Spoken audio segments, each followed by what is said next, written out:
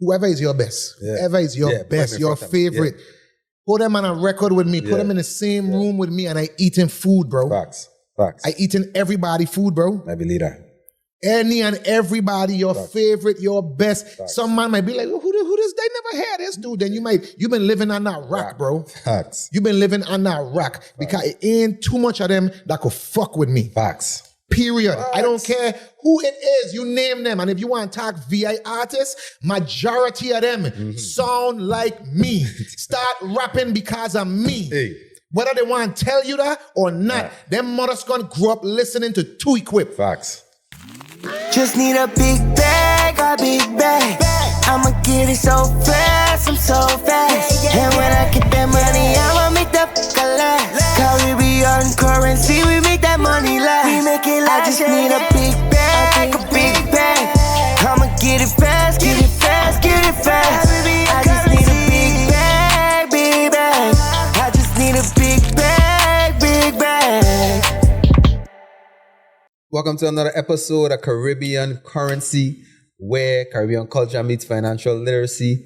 I'm your co-host Kyle, here with my co-host Redman, and our EP, executive producer, Sony, and the ones and twos. Hey. You're going to hear her, you ain't going to see her yet. I don't know when she's going to make her appearance.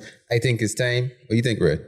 You think it's time, right? Definitely. One day. I ain't done yet, though. I might have my own interview, maybe. Damn. Sony, next interview, make sure your hair comb, because the camera going on you. Right.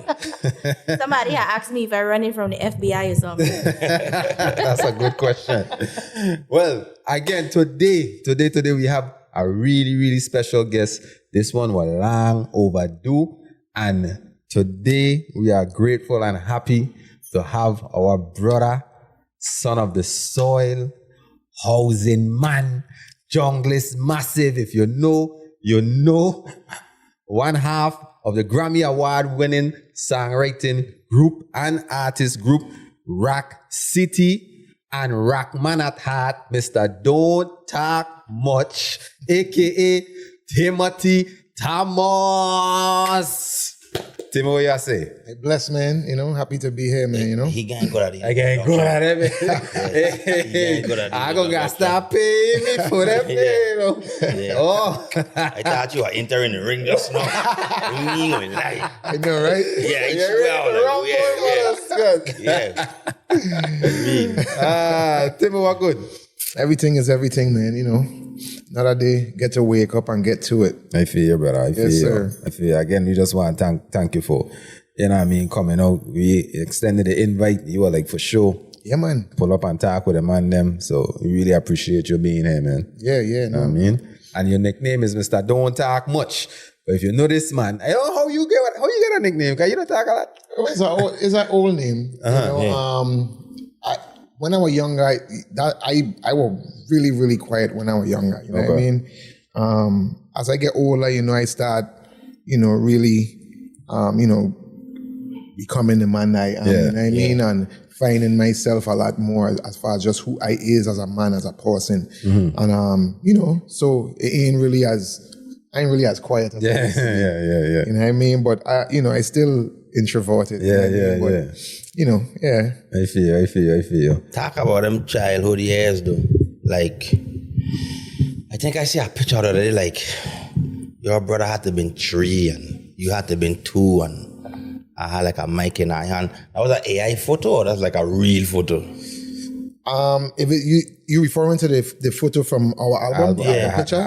No, it's a real photo, but the only thing AI about it is the mics. It's an old photo of me and Theron in the village for Carnival in St. Thomas, and they were our parents clearly, and it was toy guns in our hand. Okay, but considering the world we live in now, it's a lot more sensitive now. So we try to make it still something more appealing to the masses. So microphones is home more friendly. acceptable. Yeah. So when the like music start to become integrated into like your psyche, because from the photo it make it seem like you were from then. Like we will be performers from now. Yeah. To be honest, I really think we were born to do this. And with that being said, I feel like even before we actually knew it, we knew it, because I don't even remember that picture. Yeah. You clearly see how young we were. I don't remember taking that picture. You know what I mean? And me, I mean, don't get me wrong, like it was Tory Guns, but still, even back at that age, our parents love music. Right. Our parents listened to music all day, every day, and there were all types of music. So from time we in our mother belly is music. So from the time we come out our mother, we just love music. We just have a natural love, passion, air, respect for music. And as we start to get a little older, it started out with just the regular stuff. You're dancing to every song that come on. Yeah. And then we were really big fans of like hip hop music. Our parents played a lot of that in the house. So back in them times, your MTV raps. Yeah. And all the rappers dancing in the videos back then. Yeah. Not like today. All the rappers, even Heavy D were dancing. Yeah.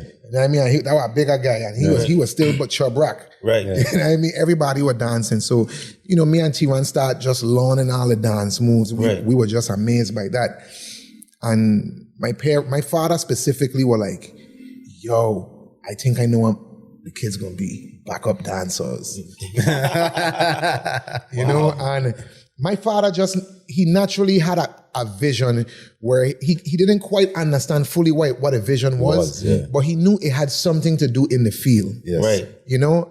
So when he see me and my brother just, the love we had for the dancing and how quick we were learning all these dance moves. And so it was like mutual though, like you wanted to do it sometime, he wanted to do it all the time, or you wanted to do it all the time and he wanted to do it, or it was like, nah, we both love this all the time. So I happy use my brother because we love the same thing. In the beginning with the dancing stuff, yes, we both loved it. Yeah.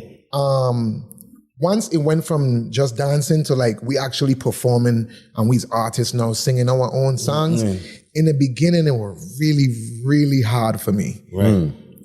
Because again, this was when I was my most quiet. Right. You know what I mean? So, I don't want to say I was afraid of the wall, but it was so much unfamiliarity to me. Yeah. Yeah. You know what I mean? So we'll be performing and like I would be in one spot, bro, and my brother would be all over the stage and I would be in that one spot and I wouldn't move. I wouldn't look right. I wouldn't look left. I would be looking straight down. Yeah. And my father is who changed all of that for me over a course of time. Just his energy, he would notice that and, being like a really, really dope parent, to see something like that and know I need to act. Yeah.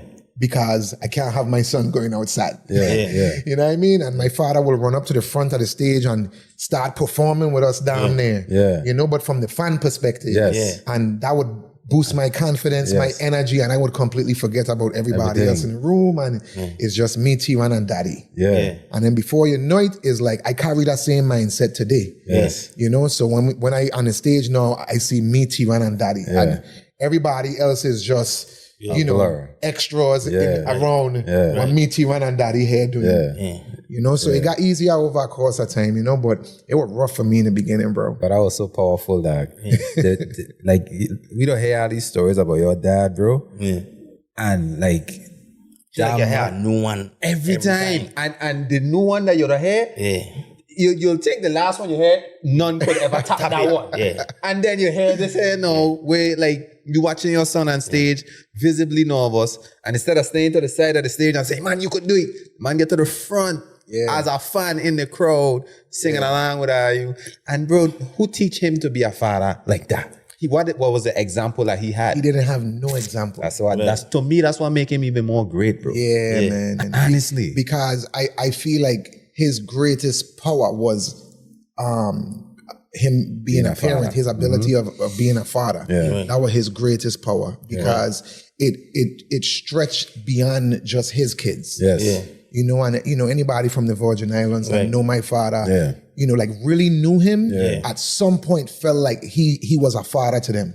Somewhere along their journey. Yeah. Facts. You know what I mean? Whether it was just words of wisdom encouragement, guidance, or just having to tell them like, you're messing up and you need to, tighten up because You know what I mean? Like he would tell you, he would tell it to you directly, like, you know, but yeah, man, my father is the main reason, and everybody know this, like me and my brother do what we do. Yeah. You know, I honestly think, no lie, it was always embedded in Theron. Yes. I think from day one, before he knew it. Those that really, really know me, and you had to like come from housing ghettos, estate Thomas, to like really, really know me. Yeah. Those that really know me would tell you, I know Timo for basketball. Yeah. Timo was a basketball man. Yeah. Right. And you know, when I say that, people is like, you used to play basketball? Yeah. You didn't really know me. Yeah, exactly. Yeah. You know, but basketball was my thing in the beginning, like all year on. Like hunging. I was one of them. You had handles, I remember. No, we were hungry. I lived on the basketball court, like relentlessly. That was my thing. And then, true story, right? I remember one time we was kids, and my father had some friends come over to the house, some of his partner them. And he's like, you know, father want to show after he boy them, he throwing an instrumental, and he's like, yo, rap for my partner them. And me and Theron freestyling. So mind, we's kids. So I always thought Theron was amazing from day one. I could never remember a moment where I didn't think Theron wasn't good. Yeah. Like I always thought he was good. Yeah. I could honestly tell you now though, I sucked terribly. Yeah. So we freestyling, and I watching all my father partner them in the room like, hey, yo, Kibo, the older one? Yeah. I feel away. Yeah. I feel away. Even as a kid. As a child. As a child, bro, Yes. I feel away like as almost as if I ain't even in present. Yeah. Like you ain't even see me here. Yeah. What I doing is so irrelevant that you don't even have nothing to say about it. Yes. Yeah. And then that's what really make everything shift for me. Yeah.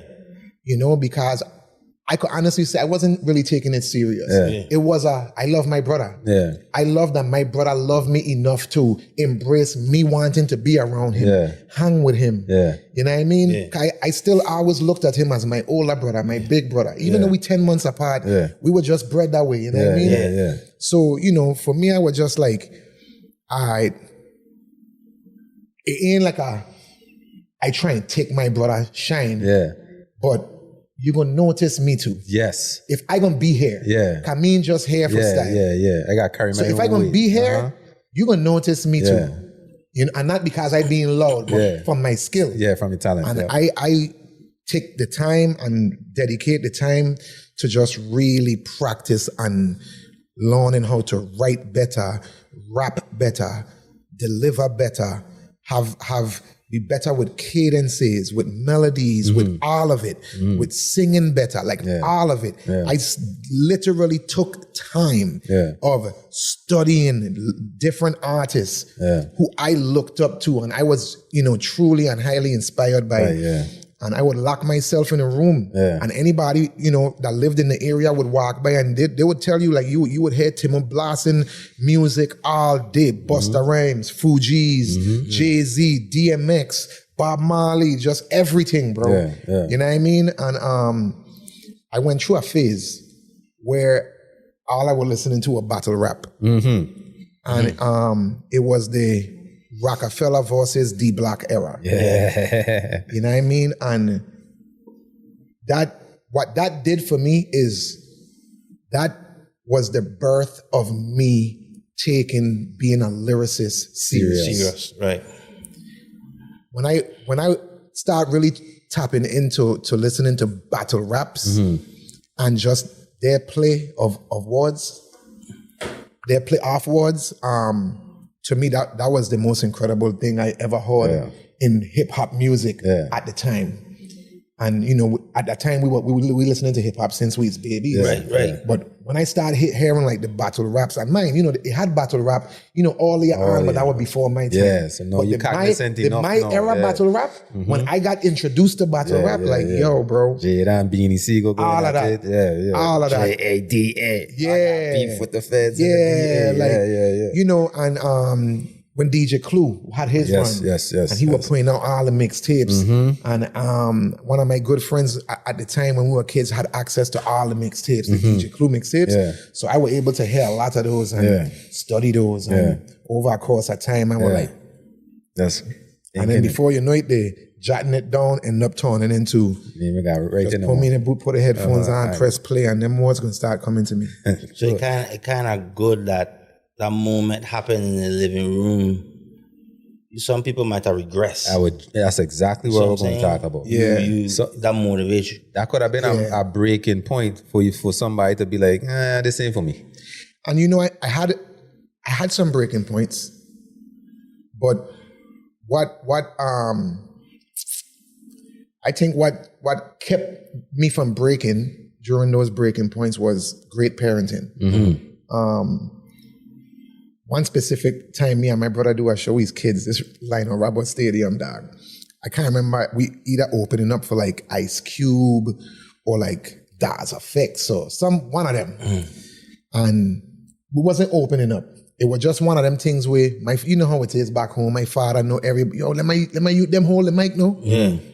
Keyboard, that's 5 minutes, bro. Just let my youth them hold the mic, man. You don't even got to put no music on, just let them hold the mic. Me and Theron got up on the stage and we freestyling. And again, let me tell you, Theron was always amazing at it, to me, at least. And Theron got the people going, bro. I start up. In the beginning, I kind of get the people going, but I shy. Yeah. So I kind of freeze up. So I saying a lot of the same thing over and over. Yeah. And then the people them start laughing, bro. Yeah. And me, being me, in perfect Timo fashion, I stop rapping in mid-rapping and I say, are you laughing at me? Wait. Yes, Mother Scott. Is me are laughing at? And then when I say that, it's like, that man start like cheering, this little man hard. This little man just check, we like, he hard. And once I know, it's me are laughing at, yeah, man, I dropped the mic and I was done. Walk off stage, my boy, I was done. And I ain't gonna lie, I cry over that shit. Right? Like, are laughing at me. This ain't fucking a joke to me. I dead serious up here. My brother T and my brother T, and I laughing. Yeah. So, great parents, right? What was the convo like with your father after you walk So out? it was more like just comforting me and telling me like, don't worry, every day ain't gonna be good. You're gonna have bad days. This is a part of it. Yeah. You know what I mean? But I don't want this to discourage you. Yeah. You know what I mean? I promise you, it gets better. Literally, the next day, we go out Sapphire. Remember Starlight's band? Yeah. I remember they used to be out Sapphire, I think it was like every Sunday. Yeah. Starlight's band out there playing. And my father and one of the lead singers from Starlight, his cousin. And we young, we don't even know that at the time. And we gone out there and Starlight's playing and bunch of tourists and stuff out there and they get the people lit. And they called me and my brother up there to freestyle and rap and do our thing. I was iffy about it at first cause last night they were just laughing at me and play me. We ain't gonna double down on that. You know what I mean? And I was like, I bet. And went up there and me and Theron rock out. Crowd, had the crowd. And you know what I mean? And after that, my father was like, see what I tell you? It ain't gonna, sometimes they're gonna be bad, but sometimes they're gonna be good. You just gotta have the heart to be willing to show up every time. Right. You know what I mean? And it's like with having a good moment, it gave life to those words. Versus without the moment, it was just like, hey, daddy, me ain't trying to hear what you say right now. Let's take me home, part. I know, and you said great parenting many times, and I think, you know what I mean, rest in peace to Keith. I knew him personally, and he was a father figure to me, especially, when you just stop in legislature to check your people and he did, you know what I mean, he gonna make sure you're good. And I feel like the wall and a lot of people in the Virgin Islands have heard so many stories about him, which is right? But mom, we don't really much hear about mom and like her role in it and her temperament and, you know what I mean? So I kind of want use this moment to just really that's good. For you to just tell us about mom. Within myself, I'd be like, you'd see her, she quiet, she humble, she always did, you. She did. You know what I mean? Greet you, but she always did. She always being looked out for. So, you know what I mean? So like, my mother, how was she in contrast to Pops? She was the best partner for my father, but even for not just for him as them as a couple, but as parents, you know, because I a lot like my mother, you know, and mine, I have a lot of my father too, but like I have a lot of my mother ways. So like my mother, quiet, reserved to herself. My mother don't want no attention, like none at all. You start pulling out cameras and stuff, and what she got, she gone. She, you know what I mean? But she's one of the nicest, coolest people. But she tough, you know, like she tough. So my father was more the lenient parent. You know what I mean? He will give us breaks and we boys. He's like, man, there's boys, man. You know what I mean? And my mother was real adamant about making sure we do good in school and how important those things were. When my father it wasn't that those things wasn't important to him, but my father understood. My father being the type of man he was, my father was like, yo, this man, that's their school system. You know what I mean? Like the shit that I teaching my kids, like this here going to be able to benefit them way better in the long run in their life than the shit that they're teaching them in schools. You know, and my mother was like, yeah, I hear you with all of that, but you see these two? They're going to school and finishing school. You know, all this music, shit, and basketball, none of that ain't happening if them grades ain't up to par. Right. You know, and my mother was adamant about that, and my mother was always the best supportive system. You know what I mean? She was level-headed. You know, things would be hard sometimes. My father would be stressed out. And my mother would always put things into play like, yo, like, you got to always have faith. You know what I mean? Like, strong believer in God. And, you know, she would always throw God in the mix. Like, you know, and another thing I love about my mother too was music was our dream, but music was my father's dream too. And not like him making, but us making it was his dream. Me and my brother being happy has always been my mom's dream. Right. You know what I mean? So if music making you happy, then do that. I happy, my kids happy. Right. If this other thing making you happy, but if you unhappy, I am not. I just want to make sure y'all happy. You know what I mean? And you know, my mother is very simple. It don't take much to please that lady. You know what I mean? Man, she's a health freak. You know, that's where, you know, me and my brother get a lot of that stuff from, you know, just eating clean and drinking our water. And my mother been like that since we were like in elementary school, bro. You know what I mean? We going to shopping at the health food store and stuff like that since lockout school. You know what I mean? You know, and again, like my mother don't really talk much, you know, but my mother, and she ain't like very affectionate. You know, she don't really show much affection, but you just know that it's there though. You know, because it's like it's in spirit. You more feel it. You know what I mean? And her actions. You know, she talk about her business with her. And you know, like even in our adulthood as grown adult men, you know, my mom is, you know, like most moms, my mom still loves us like her two young sons. You know what I mean? It's like she still check on us and make sure we eating and we good, we healthy. If we sick, make sure you're taking your vitamins and, you know what I mean? And all those type of things, you know? And, you know, she secretly, which is surprising because like when we were young, I used to sometimes think like my mother ain't really into the music or like care for it like that. And then as we start to get older, like, and start doing shows and stuff, like, you know, my mother would call me before the show, every show. Like, so what songs are I performing? I got to run through the whole set with her. Okay, what time are I going on? How long is our set? All right, cool. It's streaming live. You have the link. And she, like the St. John show. But after the show, I call her when I get back to the hotel. And she was like, yeah, man, I was up all night watching the show. She was like, yeah, man, the show was bad. You know what I mean? So that's still cool, you know, and it bittersweet because those were moments we would always share with both parents. You know what I mean? So, you know, I still have times where I call in my mother to share that moment with her, but a part of me still expecting my father to be on the other end of the line, chiming in the conversation. You know what I mean? So it'll be bittersweet, but you know, the reality is circle of life, you know, this is part of it. You know, so it's just, you know, figuring out the best way to keep doing what we love and trying our best to keep the people around us happy. You know, because at least for me, I know the people around me being happy, that's what's gonna keep me happy. You know what I mean? So that two-parent household were a big, massive influence in our life. And because, you know, where we come from, it wasn't a lot of two-parent household. It's rare, still. Through the struggle. So that help shape your perspective.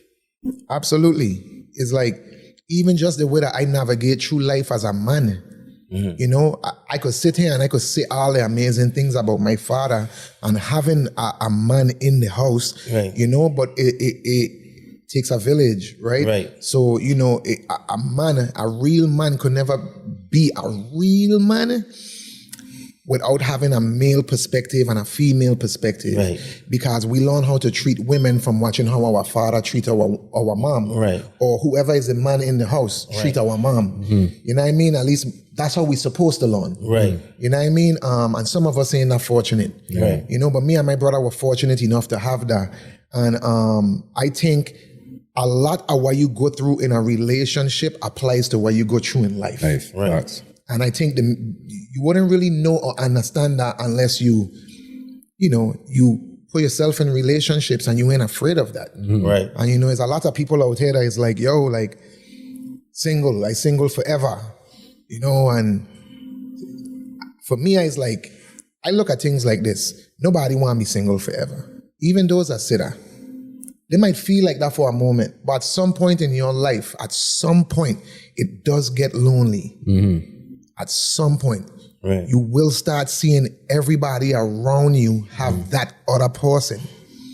You know what I mean? And kids might not be for everybody, but another person is for everyone. You know what I mean? Because I feel like, not to get on no deep preachy shit. Go ahead. I feel like deep preachy shit, man. Yo, like, we were all put on this planet to love. All the other shit is just noise. All the other shit is noise, bro. We were all put on this planet to love. You find that somebody, you love them and expect to go through heaven and hell with them. But through it all, the one thing that always remains the constant is the love, bro. You know what I mean? And you know, you hopefully that's what you take with you to the end of it. You make beautiful kids and you raise your kids and you have your morals and you live by your moral compass. Hopefully it's a good one. You know what I mean? And, you know, you go there and you touch the people and, you know, at the end of the day, our legacy should all be like, you know, how we going to be remembered, right? And, you know, we only going to be remembered by the impression that we leave on people. You know, and one thing about that is we could always tell when you real and when you ain't. People, we could always tell it. You might psych us out once, twice maybe, but sooner or later we'll be able to read between the lines. You know what I mean? But yeah, at the end of the day, it's just, you know, real shit, bro. So one, you know, a question I always had in the back of my mind, and I'm glad I save it for now. You know what I mean? I mean, it's a good one. Yeah, like a forward thinker, you know. I know this day would come eventually. You check? Got his ass. Sorry. Get it on tape? Yeah. The mothers guys are sniper, you know. Fuck wrong. That's why they get blood on the rug. But anyway, that was some real ghetto shit. The man flying around in my fucking interview. Get the man out, man. That's some project shit. Yes. It turned into a project cast. It's only right. Anyway, it's fitting. It's us again. Okay. You know, a lot of us have heard the story about how you and your brother coming to America. You know what I mean? Damn, I didn't want to say coming to America, but coming to the mainland. Why they want to get coming to America owe me money now, by the way. So, I say, you know what I mean? So, shameless plug. I ain't even get no money out for that. But anyway, when your brother, cause you know your brother kind of start his family early, and then venturing early. So when he had to go in that direction, like, of course I knew he always wanted to do music. I always wanted to do music together, but that family life and his responsibilities put him in one direction. Like, what a feeling was for you, I feel like I've been tethered to the hip for so long. Like, I never was walking Cold Stone with Weasel, Like, you couldn't pay me to do nothing with my brother. Like, who walk here with who? You crazy? Not even the same, different shift. Yeah. You see what I'm saying? But you and bro always, Yeah. tethered to the hip not on the basketball court, because he was never showing up, but you know what I mean? You know what I try to say? So I'm saying, what, like, that feel like abandonment, like, how I feel? Like, in a young age, you gotta remember you are a young dude when that happened as well. Yeah, so full transparency, it wasn't easy. Mm-hmm. It wasn't an easy time for me.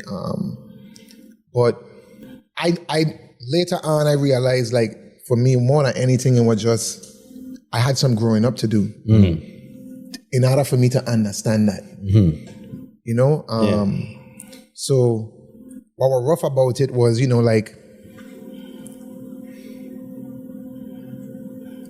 so my brother having kids. Yeah. And, with my brother having kids, automatically things are going to change because, kids are brought into the world now and that's a responsibility, responsibilities. And I knew that and I thought I understood that. But then when the change started happening, I wasn't fully being understanding towards it in the beginning. Yeah. Because it was hard for me to still see it. Because, and I could maturely say now, like, I was being selfish. Yeah. The younger version of me. Yeah. And not too long, I was able to see myself as that. Yeah. And I didn't like how that looked. Yeah. I didn't like how it felt. Yeah. Me feeling like that and looking at things like that with my brother and like my family. You know what I mean? And so I had to remove my selfish ego, my wants, my needs, and for me, it was like, them things don't matter to me as much as whatever is best for my niece and my nephews. Yeah. That matter more to me. Yeah. And now I stand 10 toes down with the mission that my brother on, because I know whatever mission my brother on, I still his family. Yeah. You know what I mean? So, for me, it's like, I just look at it like, if I just continue to work and build towards this mission that we know that we on together, but to the world, it might seem like it's on a different mission. But as long as we stay on the same page and stuff like that, it only gonna make us stronger. Yeah. And I feel like everything is timing too. Everything happened for a reason. I think me and my brother missed a lot of moments in our career that could have catapulted our career to a really, really next level. But our journey, like everyone's journey, this is our journey. Right. And we had to go through what we had to go through for whatever reasons we needed to. But it made us way better people. It made us way better siblings. Yeah. We understand each other a lot better. And, you're different as kids than when you become adults. So we get to understand the adult version of us a lot better. And, like with me and my brother at now is like the best place we've ever been as brothers. Yeah. Like not even talking on the music side. And on the music side, this is the best we've ever been. And the work that we do individually and the work that we do together. Right. This is the best music, best work that me and my brother is making. How are you power through them times though? Like when he had to go figure out the family situation, like how are you keep? Did I lose hope? Did I ever say, maybe this music thing ain't it? And how did the conversation go when it was presented to you as far as like, yo, this is it. I gotta make this shift. I was stubborn. And again, not like fully understanding in the beginning. But still somewhat understanding though. Yeah.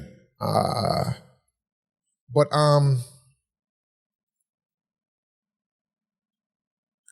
I understand more than anything, time will tell. Yes. Everything. Yes. So even at times where I probably was in my feelings about stuff, I would remove myself from that quick fast. Yeah. And then once I just get back into loving my family, loving my craft. Let me just get back to that. And everything else that's supposed to happen will happen. You know what I mean? Because a lot of the times people will forget why they start doing something. And then, you know, that could happen to you because responsibilities. And then now you're doing it for all the wrong reasons. And for me, I had to get back to doing it because I love doing it. You know what I mean? Because, you know, now with the dynamics of how we work, and, you know, my brother over here and I might be over here, it ain't the same. But again, that's still my brother and we still are a city. And I still love doing this thing. You know what I mean? So for me, it's like, you know, like we could still coexist as individuals and together. You know what I mean? And when it's time for us to be together, we together. And mine, even when we ain't together, we together. That's like we were talking about earlier. My brother win a Grammy, we win a Grammy. But Timo, you wasn't the one as I win. Listen, this is my camera.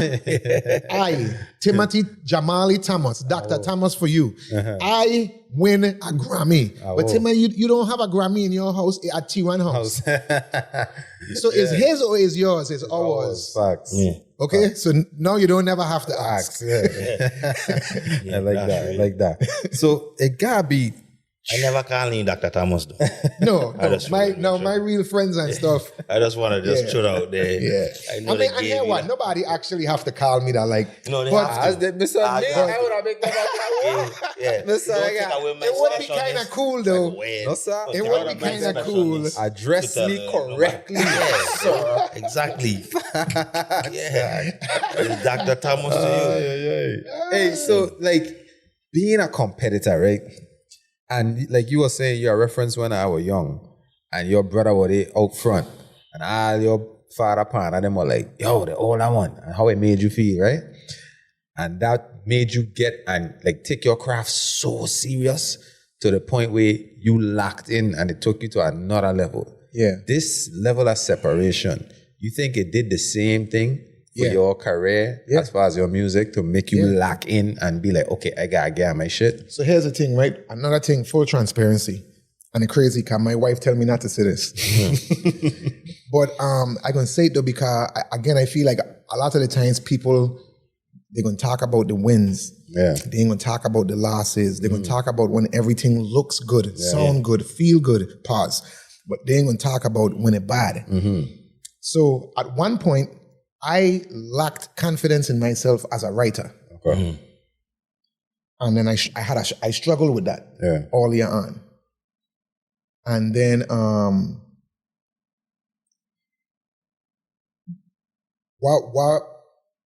when me and my brother kind of decide to, all right, we're going to kind of, you know, for now, I think we need to, you know, I was forced to develop my confidence as a writer when that happened. You know, but I wouldn't have wanted that to happen no other way. Because I feel like I write way better songs than I ever did before today. But I've had so much practice. Not just from when me and Theron were doing all them Miley records and the Rihanna stuff, like even after that, I've had so much practice where I've been off the scenes kind of for a while. Like I be places here in Atlanta, people will see me and be like, yo, how long you in town, bro? I live here. I live here, my boy. But all the time that I've been off the scene and you don't see me, and you know me, I in the studio every day, every other day. And definitely. And you know, a lot of the times too, and mine, like, I still so like humble about like my shit. Like, I write some shit on the last Sierra album with my brother. Like some shit that me and he write together, and then some shit that I do. But you know, for me, I just like, I on a bigger mission. And mine, I'm grateful for the opportunity. You know, and my brother is who bring me in on the play. That's why it's like, my brother always bring me in and stuff. And sometimes I would pick and choose, like, I go down that. I don't want to do that, Theron. You know what I mean? But Theron would bring me in on a lot of stuff. The Jordan Sparks stuff, like, Theron is who bring me in on that. You know, but yeah, man, after you get to a place, man, where I know how people view my brother. Mm-hmm. And I know I could walk in any room with my brother because he's my brother. My brother ain't gonna tell me I can't come in a room. Right. You know, but, and I ain't saying people saying this or thinking this. Right. But if for any reason there was or they are, it ain't okay with me. Yeah. If they're thinking he only here because his brother bring him here. Yeah. That's a competitive part. Yeah. Because for me, it's like,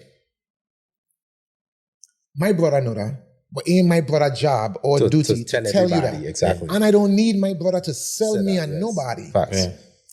In due time, you gonna know because the work gonna show, it gonna speak for itself. You know what I mean? So for me, it's just, you just keep working, you keep doing your thing, and like I say, I am on a mission. And when my mission is completed or close to completion, then you will be seeing and hearing about all the work that I've been doing, all this time, Yeah, well, who no? I was just gonna say that. For real. Yeah. Because I was telling you off screen, I was telling this one young rapper, yo, this dude that record like an alien. Okay, so he should go up there and be a fly on the wall. And I was privileged to have I used to run 2 miles, this weight. Man used to run with me? Yeah, I just want to make sure you know. I know. Like this thing, You talking to me I know. I think the man fall off. I don't know what happened. Now, things that come up. Girlfriends that do that to you, they distract you from shit. They don't fatten you up.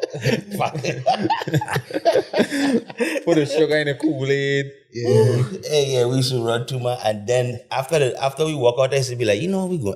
I should go home, man. But that man had jump right into making music, like shower and then make music all day long. Yeah, you know what I mean. And I think that a lot of people you hear Theron speak about, his accolades, which he should, the confidence, the braggadociousness, it don't bother us. Yeah. That's how we always been. Ain't like from day one. Yeah, ain't like he doing it now because he get this. Like he was doing that when he was broke. When he was broke, you were like, he had that same energy. When we were broke, T1 would tell girl, I try to play him like, yo, one day I gonna be rich and you gonna regret that. Right. Yeah. Like, you know what I mean? So had that T1 was confident from day one. And I think I said that to say why. I don't want to say it's your part is your part, you know what I mean? But I wish, me personally wish that you had a little bit of that just so people could know the type of alien talent that they My boy, your pen game. Dog, I saying this for you as far as rapping goes, bro. I don't compare you to nobody in the Caribbean. I compare you to the best, dog. Right. And I saying that from the time I in high school. I used to be a rapper. He tell you I had classic. You know what I tell my rap name? Classic. So I used to look up to you the real way. Nah, that's and when I hearing your similes and metaphors at that age, bro, I'm like this dude ain't normal. You check? So, and as you got older, your pen game to me grown the same way and got even better. So it baffles me, especially people that from where we from that know that hear this man that could even fix them out to say he only did because Theron. So to kind of piggyback off of what it is you say, Theron loud, Theron. I don't want to say Theron loud, but you won't hear him. You know, Theron introverted too. He's the life of the room. Yeah, but when he gonna just walk in the room and start making noise, he gonna find his place and then he gonna open up, right? Yeah. So to piggyback off of what he said, I kind of wish, but I understand the balance though. Right. I understand the balance where Theron is off the wall and you more so resolved because both can't be the same way. Yeah. You check? It wouldn't work if we were the same way. It wouldn't work. You check? You know what I mean? But I kind of wish you had a little bit more of that fuck because fuck her, I can't know who this man is. Yeah. You know what I mean? That's how I feel. You ever struggle with that, bro? I should be more. I don't struggle with that for you. I ain't gonna lie to you. Even on records, I could talk shit and I could say all the right shit, but then it's I don't know, it's a son. I don't know. I don't even want to say it. I do have struggle with that. Yeah. Yeah.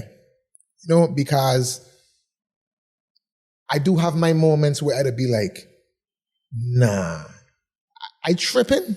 Yeah. Nobody in here how amazing this verse is that I just do. Yeah. Or this song is that I just do. But then I understand too, we live in a different time. Yeah. You know what I mean? So, you know, it ain't all the time about how amazing what I do versus maybe how amazing the content was. Yeah. That's what make it go crazy. You know, we live in that era now. Yeah. You know what I mean? But for me, I still such a fan of it that I was like, yo, like, I'd attack my shit because I was like, yo, whoever is your best, whoever is your best, your favorite, put them on a record with me, put them in the same room with me, and I eating food, bro. Facts. I eating everybody food, bro. I believe that. Any and everybody, your favorite, your best. Facts. Some man might be like, who this? They never had this dude. Then you've been living on that rock, bro. Facts. You've been living on that rock because it ain't too much of them that could fuck with me. Facts. Period. I don't care who it is. You name them. And if you want to talk VI artists, majority of them sound like me. Start rapping because of me. Hey. Whether they want to tell you that or not, them mothers gonna grow up listening to Too Equipped. Facts. Facts. Me and my brother. Facts. The first man them in the Virgin Islands that you hear rapping with a local Virgin Islands accent was Too motherfucking Equipped, Timo and Theron. And we got that from Benny D. Facts. Benny D was the first person we ever heard do that. And then me and my brother, when we heard that, we said, wait, hold on. We didn't know we could do that. We could rap like how we attack. Yeah. It up. Or it over for you. Up. Man just assaulted our camera. We gotta reset that camera. Hey, that's passion. I had a passion. Yeah. You didn't have to like bring it out now. We're just saying we didn't really like hear. No, But I ain't gonna lie, but in any fuck, rapping, singing, chanting, I eating everybody food. Facts. I mean, you know, I can't. Pressure is a different beast. Of course. You know what I mean? Like, I wouldn't even want to step in that arena with him. You know, he been doing that from time we was kids, same way I've been doing my fuck, you know? But anybody else, though, hey, man, like, and I competitive, so it ain't like it's a friendly competition. Yes. You know what I mean? Because you know me, I still rooting for everybody. Everybody VI, I want to see all of you win. But just know, I know it's some young artists back home in the VI right now that is like, yo, man, I coming for Timo's spot. I still coming for your spot. I that competitive. Hey, yo, Timo, is this new nigga from such and such? Yeah, well, he is. Where he? I need to hear him. Yeah, that's how we going on. I gotta go back in the studio. Yeah. What you mean, Timo? But Timo use already Timo? Nah. Cause he need to know too. Yeah. But Timo, we know. No, but he don't know. Yeah. He need to know too. Facts. So he could go back to his boy them too and say, hey, I ain't gonna lie. That boy that's a bad boy. Damn right. I've been nigga. I remember I tell you I watched some man in my father living room say the older one. I get something for I must. I get something. With that being said, you know, so eloquently, by the way, let's just segue into the Cash Timo beef. Let's just go ahead and like talk about, because I credit that, you know, let me say this from my perspective, right? Even then, I always knew, one, if the only person I ever knew that rapped were you. So at the time, I didn't even know it had like a Cash and maybe like Payback. I didn't know it had anybody outside of that, right? So when that generation started telling me about like different rappers, I was like, people will be rapping in the VI. You know what I mean? And then when I look at the landscape, it really was like a dead scene. Yeah. And I credit that moment in time when you had battles of bringing VI rap back up to its relevancy and the forefront. Then you see all these rappers start coming out the woodworks and everybody ready to rap again. Because they see the shine. Yeah. You know what I'm saying? So I was motivated to like push this thing out into the public. So I wish it were a way we were able to, at the time, of course, to capitalize off of it better. To allow, you know, just bigger platforms for some of them other artists to evolve, right? For the industry to kind of really form. You know what I'm saying? So, I'd say like when I jump on a scene is a big bang of rap in the Virgin Islands, and then when that cash Timo situation happened, or like the forming of the solar system. You know what I'm saying? Like that's when it kind of really started like see what the could become. And I wish, but we didn't have the media coverage back then. I always say that we don't have like the bloggers and the people who are really interested in covering all that. How that beef start? Yeah, you know, this is Caribbean Currency Podcast. We just, you know, we're here to ask some tough questions. That big intro you get when we first come in. Yeah. This is payback. You know what? And guess what? You know when the first time I really ever paid attention to Dirty Heart was when he pulled Dirty Heart on one of his intros. That's right. Oh, He's who really like put Dirty Heart in my consciousness. You know what I mean? Like, who the hell is Dirty Heart? You know what I mean? Like, I remember that's that what made me go dig and find Dirty Heart and become a fan of Dirty Heart. So let's jump from the beginning, man. Let me start by saying I love the way that it ended. I hate the way that it started. Back to being humble again. Just had him for like an eclipse. I love the way that it ended. I hate the way that it started. You know, me and Cash good now. That's why I said that's mainly why I love the way it ended. You know, but how it start, so maybe like a year prior. Two people reach out to me. I ain't gonna say their name. Well, one person reached out to me. And yo, we should like beef and diss each other and da-da-da-da-da. And I was just like, nah. You know, I grew up in an era where, you know, if it ain't real, then what we doing? You know what I mean? And I don't want fake nothing like that because even if we faking it, like we both have real people in our life that, you know, ain't gonna be fake for them. Ain't funny to them. And they don't know. They ain't in on the joke. You know what I mean? So I was just like, nah. And then fast forward maybe like a few weeks later, this record come out by I forget the dude's name. But me and the dude actually talked like some years later. Good conversation too. And it's love. You know what I mean? But even then when we talk, I could have tell it wasn't not love. But it was like a young, hungry artist that was just like, yo, I next. You know what I mean? Cause you know, he make it clear when we had talk on the phone and he had make it clear that, you know, I respect you and your brother and I look up to our man. You know what I mean? But just, you at the top and I come in for whoever at the top. Type shit. You know what I mean? After we get off the phone, I was just like, it was connected to the other person that called me about starting a beef, and I was just like, yeah, nah. So I just kind of walk away from it. I ain't even engage with this record or whatever because I was just like, once I talked to him on the phone and I knew, I ain't even going to engage with that because I don't even know you personally. Ways like I feel good about helping you. You know what I mean? So I just kind of stay away from it. And then, you know, some time passed. Hurricane Marilyn, Hurricane Irma. When that hit, Irma Maria. Yeah. Irma Maria. I said Marilyn, right? Hola. You age yourself just now. Ancient. But Irma Maria, you know, we were in Atlanta when it hit. And, you know, it was devastating for a lot of Virgin Islands people, most importantly, the ones that was on the ground. It was, sometimes people don't understand, you know, until or unless they're going through it. So I could only speak for me and people like me that know exactly what I'm talking about when, you know, like that's our home. I live here, but that's my people. So it hurt me to see my people them going through that day. And, you know, we went through that. Maryland. So I know what it's like. And then I still have family there.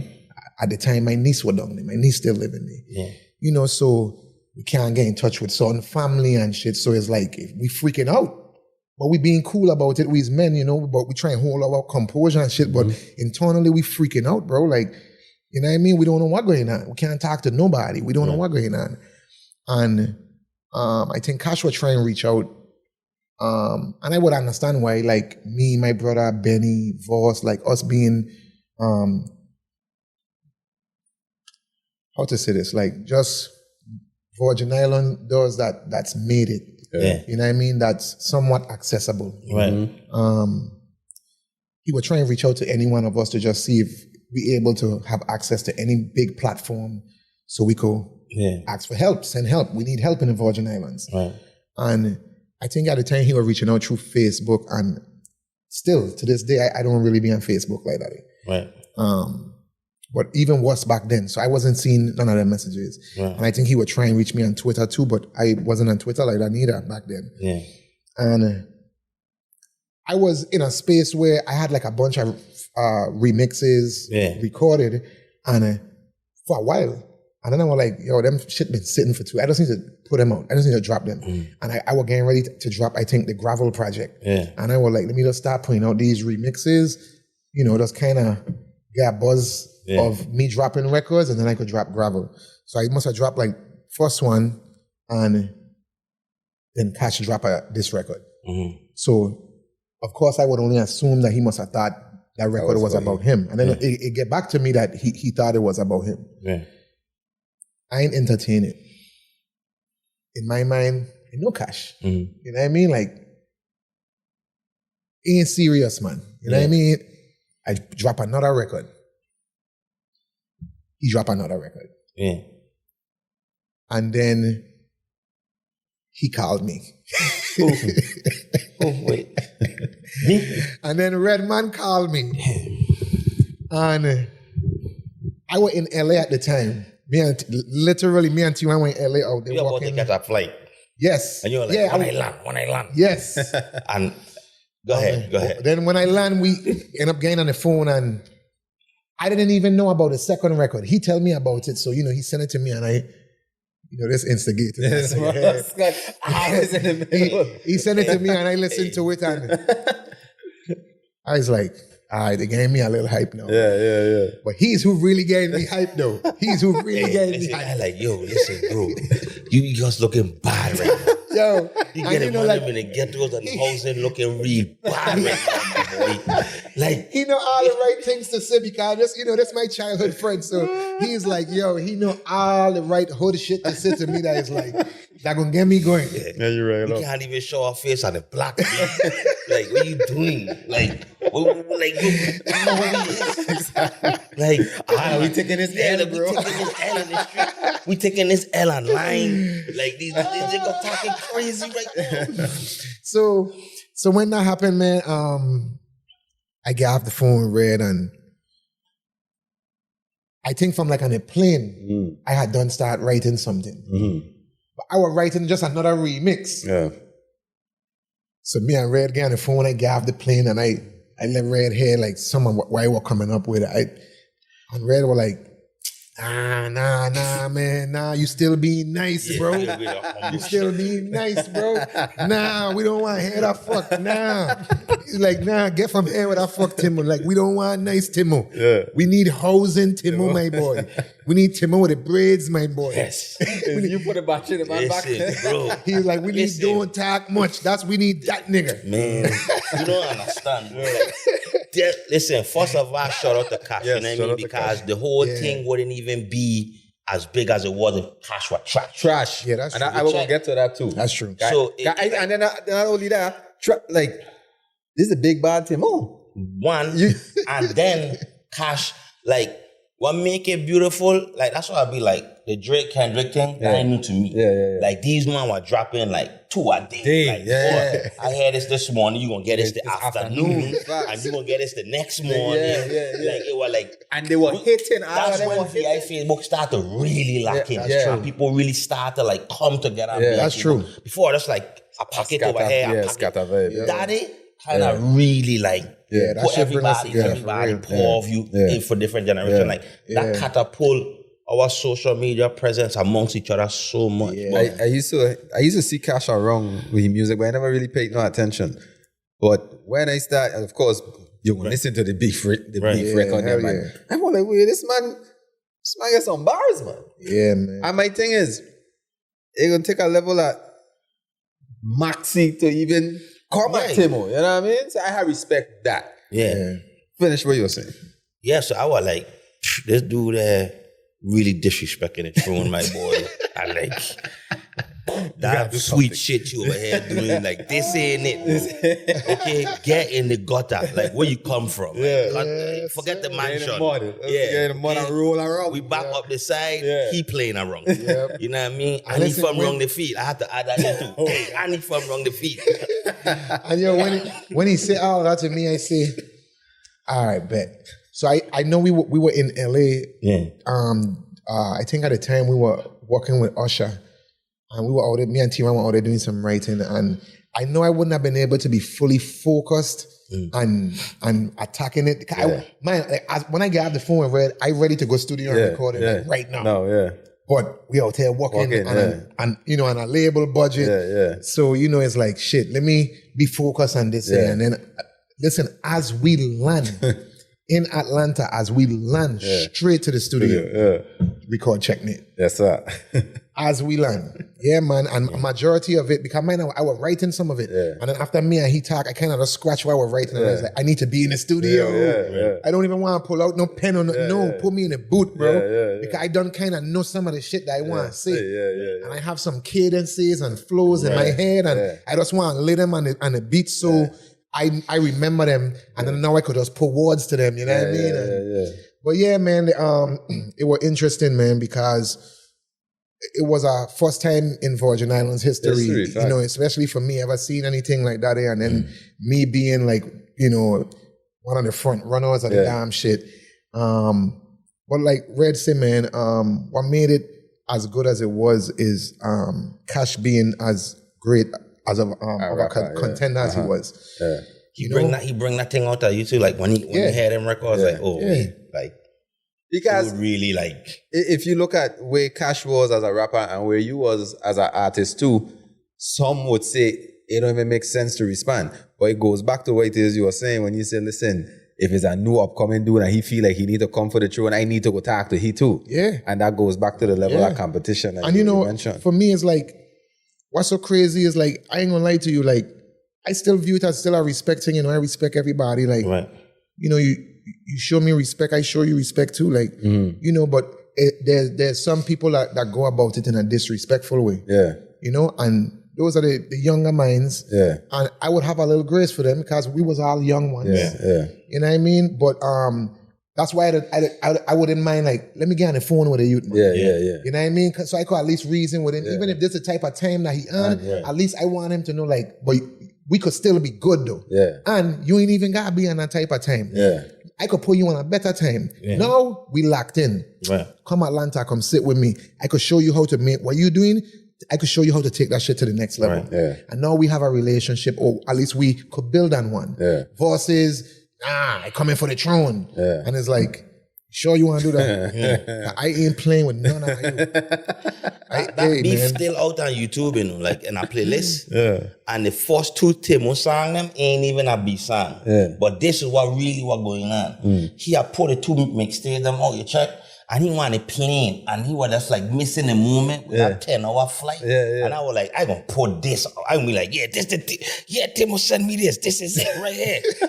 You check? So then Cash like bite. Yeah. You know what I mean? And then like he still like ain't land. Yeah, like, oh, that's the re-up. Boom. So really the third song in the playlist is his official response. Response. Right? You know what I mean? Yep. So it was a beautiful thing to me, man. Like, man. Like, and especially for like, you know, like Cash I represent, I would say like that younger generation, especially, you know, going through that Maria thing that might have felt forgotten, not seen. You know what I mean? So they embrace him. They get people to this still think Cash won. You know what I mean? And I could see why. Like, like to me, like I tell you, like, it was a Kendrick Drake type. You know, one of them classic beefs, man. It was really, if you have the time to go back and listen to it and appreciate it, that's why I wanted to actually, like, he bring that out. Like, well, you know something? I'll tell you what. Yes. Yeah. But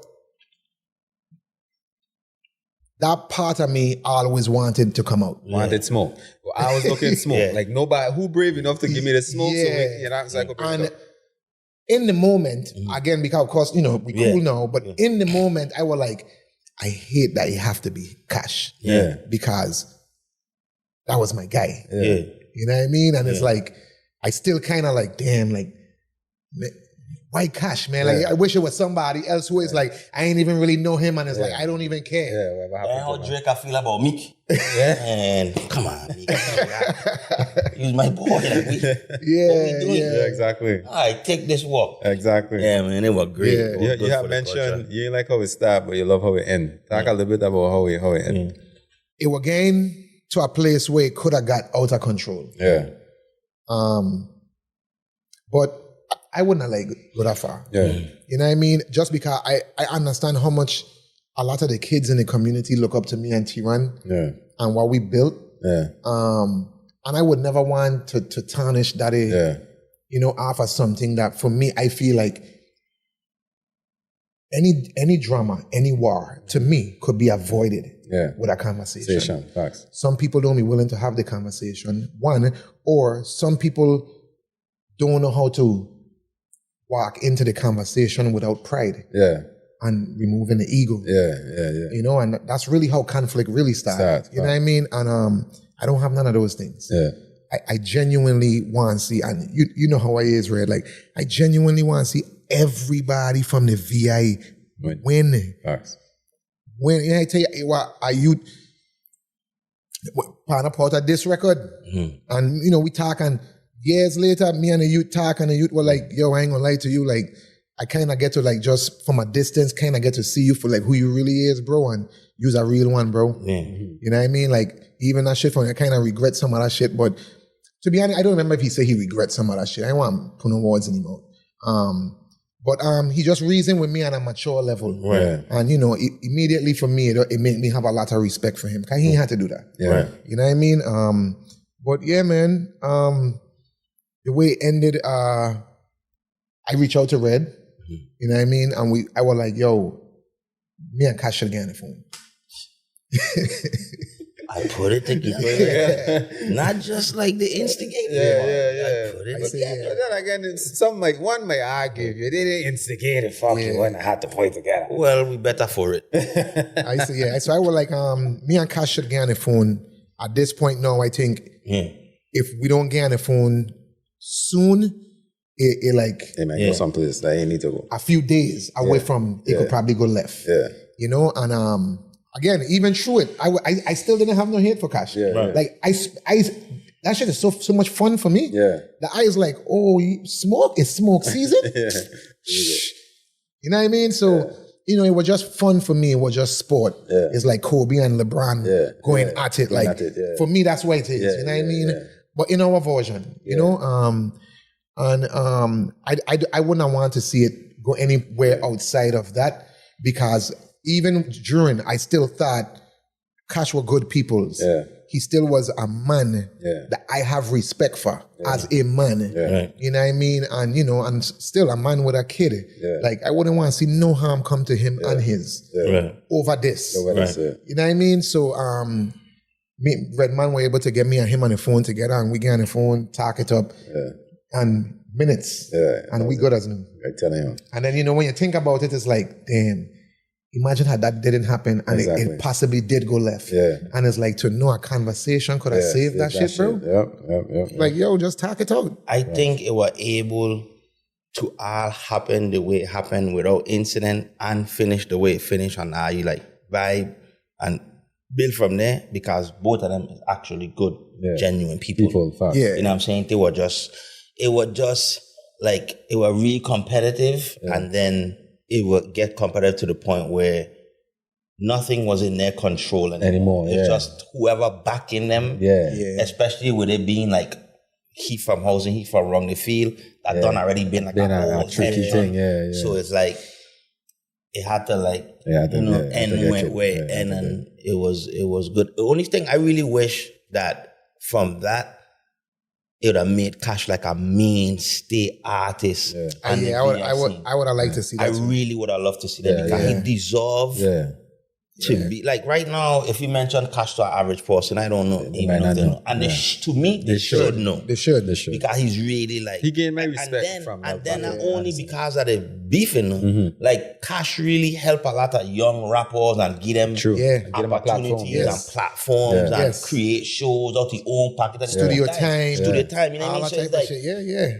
Cash is a legend in that regard. You know what I mean? Like he really play his role in this thing, and I think his name should be like, mentioned more. Facts. When it comes to this thing. I feel like his name should be mentioned all the time. Yeah. Right. Whenever we talking about VI artists, especially on the VI rap scene, I think Cash is one of them. More than anything, he care about the art, and he genuinely care about the people. Facts. And it ain't too much of us that have his type of heart in this business. Facts. You know what I mean? And make them type of sacrifice. He be a lot of sacrifice. Yeah, and he always been like that from time I meet him. Right. He always been like that. Yeah. I gained my respect for Cash after that. Because again, Timo is the big bad wolf who going up against the big bad wolf. So to go up against him and still kind of hold your own in a sense, I respect him a lot. Just for being. And you even had the audacity to put your wife on the record. Like how did that come about? You know why? So I study the art of battle, especially in rap battle. And no women, no kids. And he started it. With talking about, my this is before she was my wife, obviously, but he talked about my girl and like two different diss records that he had put out. And Checkmate, I want him. I want him. Like, like no women, no kids. I said that and Checkmate. And then I think after Checkmate, he do another one where he says another line. Yeah. And then after that, I was like, all right, so let's go. Everybody could get now. You know what I mean? So I was like on my 50 Cent shit. But no, it was a time. It was a time.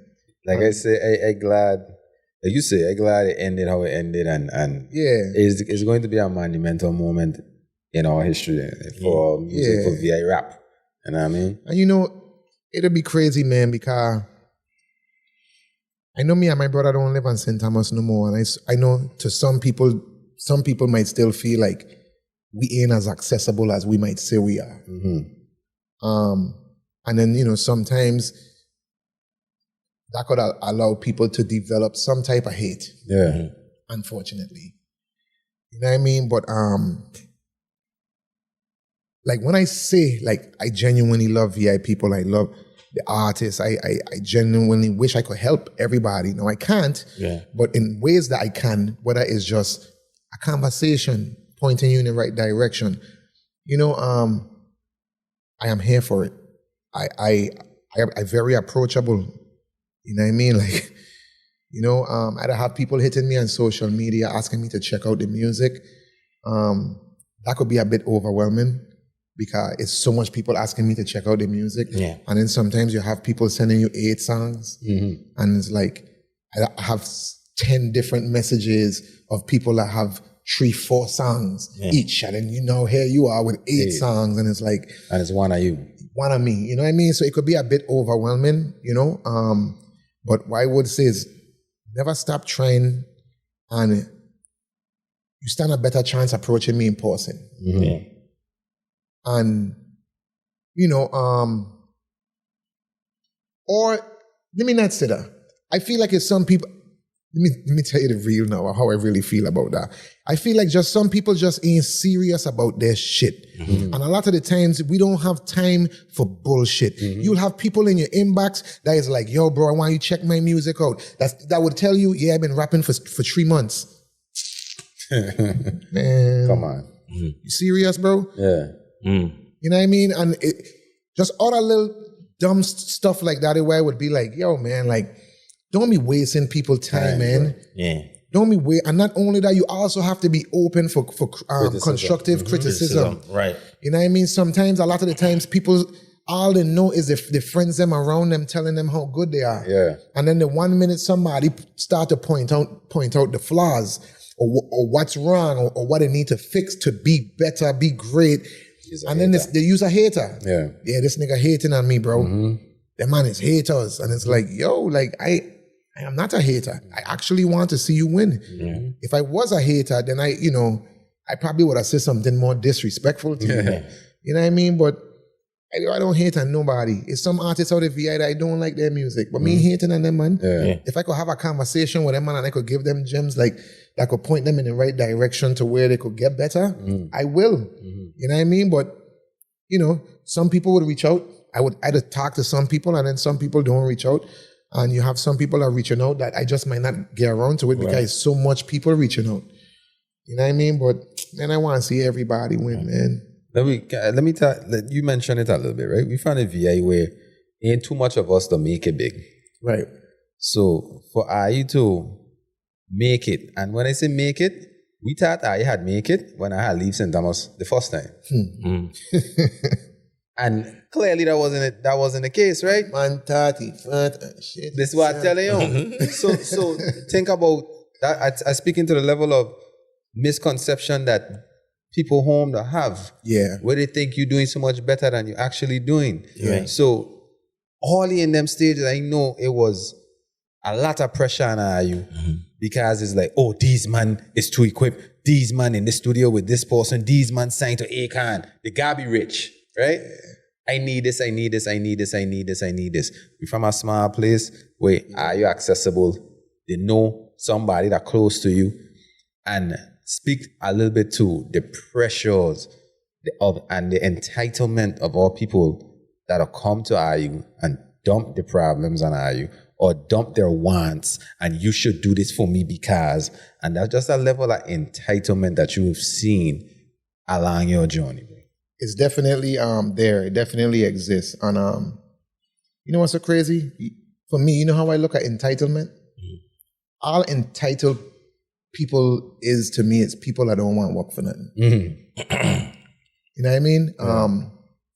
And so they set high expectations for themselves, which is they expect things to be done for them. Yeah. Things to be given to them. For you. Well, them. Yeah. That part. Yeah. You know what I mean? And it comes with a job. Right. Unfortunately, we had to learn that at early age. Right. Because we've been doing it, from time we was kids. Right. But it come with a job. You know what I mean? From time we young, we've been having to deal with that. And I think the only best way to deal with it is, you deal with it when it's time to deal with it. When it's an actual situation of dealing with it, somebody approach you about something or reach out to you about something and, you deal with it then. But there's really no way around it. Like I say, it comes with a job. Yeah. The minute you become any bit of successful at anything, you know what I mean? It's going to be family, it's going to be friends, it's going to be people that you don't know, and especially coming from where we come from in such a small place, small community, people that know us, know our parents is like, no, I know them. Yeah. You know what I mean? So again, the accessibility for them is on a different level. They feel like, yo, I could just walk up to them. Right. I could just talk. I could get their number from their cousin, but it shouldn't be that easy. Yeah. You can't just call Jay-Z. Right. You can't call Beyonce. Right. You even know where Beyonce live? Right. You know what I mean? Like, you know anything about Beyonce? Yeah. Yeah. Except for her kids' names? Yeah. Exactly. Outside of that, do you know anything about Beyonce? Yeah. You know what I mean? So it shouldn't be like that. Yeah. But it's a flip side to it. Right. Because at the same time, it should be a common courtesy of how we handle people, right? Right. But we're from a very family-oriented place. Yeah. So we would brag about that and how much we love that about our place. So I can't brag about that in one breath and then in the same breath I complaining about it. Right. You know what I mean? Because then as a hypocrite. Right. So for me, I look at it like you have to embrace it, and you do what you can when you can, and when you can't, you can't. Yeah. And whoever can't understand that or can't respect that, it is what it is at that point. But Right. There's no way around it, man. You have to embrace that shit. Facts. And I feel like when you get put in a position with some type of power or some type of money, I feel like it's a duty that you owe to the people underneath you to help them in some type of way. And some people feel like, nah, nigga, this is my money. I work for this. Ain't nobody do nothing to help me. Nigga, I gonna help. And I was like, nah, bro. Nah, bro. Mm-hmm. Help people. Help people. You know what I mean? Because that's when you truly receive the blessings then. Facts. You went as far as creating a record label, right? Quietly making noise. Mm-hmm. And so there's people that expect or feel entitled in your artist full-time and your CEO, owner of the record label full-time. How does that balance out, and how that may or may not feel artists feel, whether they're entitled or not?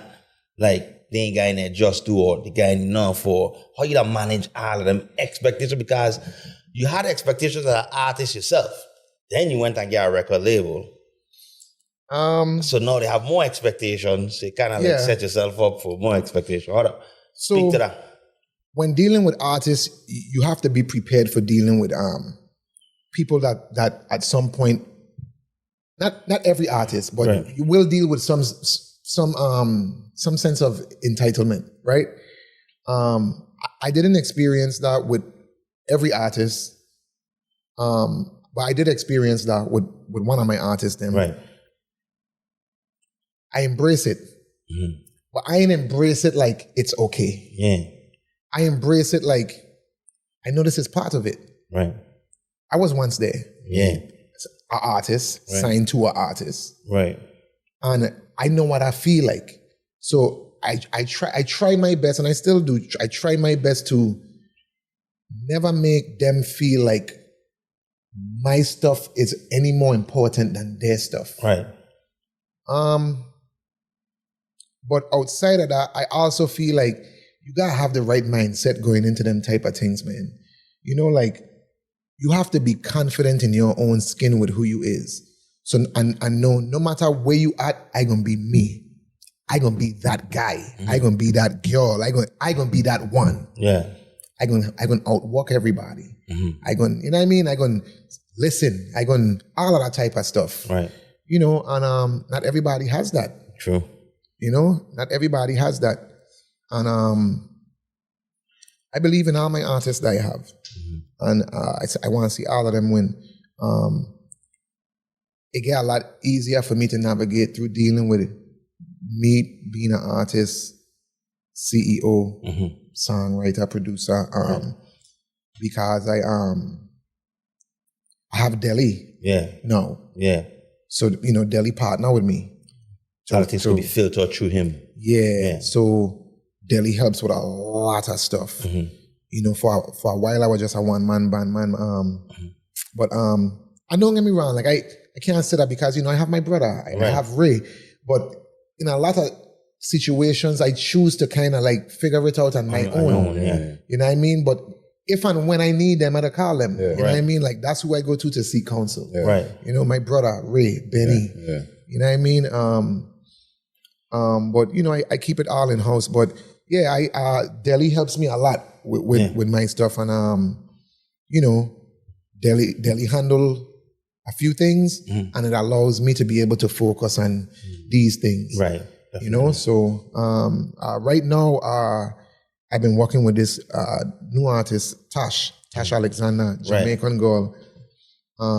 That's really kind of our main focus right now. But and Sad Boy, you know, the Sad Boy stuff. You know, but man, I still always looking at Virgin Islands artists. Right. You know what I mean? And even if I ain't in a space where I could sign or even looking to sign, I am still here to help. Right. You know what I mean? Right. Like, I am still here to help. And I think sometimes people are misread that, you know, and, oh, well, if I ain't getting in the studio with him, you know, and being able to make music, then why is the point? And I was like, yo, you could learn so much more from me, from a conversation than being in the studio with me. Or you could learn so much more from me from being in the studio and just watching me work versus us working on a song together. Just spend some time in the studio with me and watch me create. And you would learn so much from that alone, you know? Yeah. We interviewed Adamon, he said that. He said, just being a fly in a wall and watching how Timothy and Theron and them man sit down in a studio and you can't pay for that. Yeah. You can't go someplace and buy that. Yeah, That in itself is currency. Yeah. You know what I mean? So I want to, being that you from the Virgin Islands, you're an artist, you know for that. People sending you their songs, You get good artists out, artists that, you know, that's doing their thing. How do you pick which artists you want to bring onto your label and work with on that level? Like, why Taze got stand out for you? Why Taze got say, okay, it's this one here? There's a few things, right? Because, you know, I'm still a fan of music. I'm a fan of art. Yeah. Right? So, some things will grab me, like with Kwano. When I first hear Kwano, it was bop, bop, bop, bop. And then when I see him, and I was like, this kid have like a baby face. This kid look like he's 12 years old. You know what I mean? But his voice sound like a grown ass man. And I thought that was cool. You know what I mean? And he wasn't rapping about, you know, just the typical VI rapper. You know what I mean? He was rapping about game money. And I was just like, yo, as a young kid from the VI that's rapping, it was refreshing for me to hear something that wasn't like gang related, street related, violent in any way. It was just fun and cool. You know what I mean? And VI. And I had loved that. So I look for stuff like that. It had that stood out to me. For me, talent too. So like, I could tell you like artists who I actually do like out of the VI. Like I like Jelani Kendall. I like Jelani Kendall because though his music is somewhat unorthodox, he talking about something. You know what I mean? And if you really tap in and listen to him, like he's saying something. He talking about real stuff. And it's different too. It don't sound like the average trap shit. Like he to pick different type beats. And I just feel like, yo, it sound different than what everybody else. Refreshing, You know what I mean? I like Uncle Mundo from St. Croix. It remind me of like some 90s Jay-Z shit, but a cruise man. You know what I mean? And that shit just sound cool as shit to me in this era. You know what I mean? I like Banco. I think Banco have really, really strong potential. I think Banco, out of all the VI rappers, to me, I think Banco writes the best songs. And I like that about him more than anything. He writes really good songs, really good concepts. And subject matter, like, he talking about something. I like Peanut. I think Peanut is a star. I think Peanut is the biggest star we have out in the Virgin Islands right now. The biggest star out of the Virgin Islands is Peanut to me. That kid is a star, bro. He made a star stuff for real. Even when you meet him in person and you wrong him, he just a good bubbly dude that just and great personality, great everything. He likable, you know what I mean? I look for stuff like that too because I could sit here and say a few things that I think will help take Peanut to the next level, but you know, that's a conversation for me and him, right? But outside of that, just natural star power, quality, yo, he got that shit. He got that shit. And you know,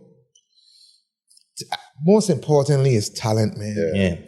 Because, yo, we talk about this all the time. Like, you know, music is the only field, bro, where you don't have to audition or fill out an application. You don't have to try out. Just in music, you could literally wake up one day and say, hey, I gotta rap now. No?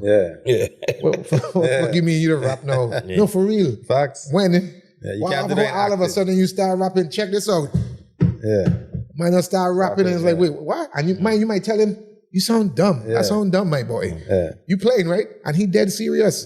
Start booking studio time and think, give or take a year or two. And he's like, yo, I got a show. At such a, you got, my boy. And it's like, yo, like, nobody thinks that they need to actually learn the art of the skill. Yes. No one. When we were coming up, we had to learn this shit, bro. You know what I mean? Like, we were studying the best of the best in order to learn this shit. But today is different. Like, they don't feel like they have to learn it. You know what I mean? And I feel like, but you should feel like that. Because it would brought better talent. You know what I mean? Because, you know, you again, if you want to be a pilot, you can't just wake up one day and say, yo, nigga, I'm going to go fly planes, bro. Yeah, dream. Like, I fly planes now. Who getting on his plane? Not me. You know what I mean? Like, but when it comes to this music shit, bro, I feel like you have to treat it the same way. I want to do music. Yeah, for real. All right. Well, find the credible people in your area that's affordable that you could go and get lessons, bro. If it's a singer, go get voice lessons. If it's a rapper and you don't know how to rap, then go find the local rappers in the area that is like, yo, you rap, bro? Yo, I'm trying to get into this shit. Like, what I need to learn. Let me hear what you get. You start freestyling? Nah, that ain't it. You need to work on that. And then when you get a little to another level, then maybe you at a better place with now I could teach you a thing or two. But where you at right now, ain't nothing I could teach you. You know what I mean? It's like, sometimes with rap, it's like, some people, not even some people, you either have it or you don't have it. And if you have it, that don't mean it don't have to be worked on and polished. And polished, like, you know what I mean? So, you know, for me, I was like, yo, like, you gotta work on that shit, bro. You gotta work on that shit. I don't care how good you think you is, partner. You ain't waking up tomorrow and telling, I's a rapper now. I's a singer now. I's a dancer now. You could record in the mic. That don't make you a rapper. That don't make you a rapper. Your engineer could have you sounding as amazing as the best of them. That don't make you a rapper. You know what I mean? Like, and mine, you know, like, not many people, rappers, like, not many rappers add songwriting to the mix. They think it's just rap. I rap. I could just say cool fly shit and then get a cool little catchy hook and they ain't even really need to understand me. And it's like, none of them, ain't really too much of them implementing songwriting to the art. So like another conversation we were having earlier, Lil Durk, biggest song of his whole entire career. All my life. Right. None of the other lit, crazy, whatever else they might talk about. That's the song that is his biggest. You want to know why? It uplifting. Your brother, I write it. I mean, you know. Thomas influence on it. He the fuck out of it. We need another superhero at this point. You gotta pop like the Batlight. You know Batman light? You gotta put a fuck up 3 of them. Like, first one in walking out. Brighter one. Yeah, you got bigger fucker. He still ain't understanding. Like, we need a kid to come out, bro. But you know, part of the reason why, man, is outside of the fact that it's really a good song. Overall, you think about it from a songwriter perspective and then from a consumer perspective.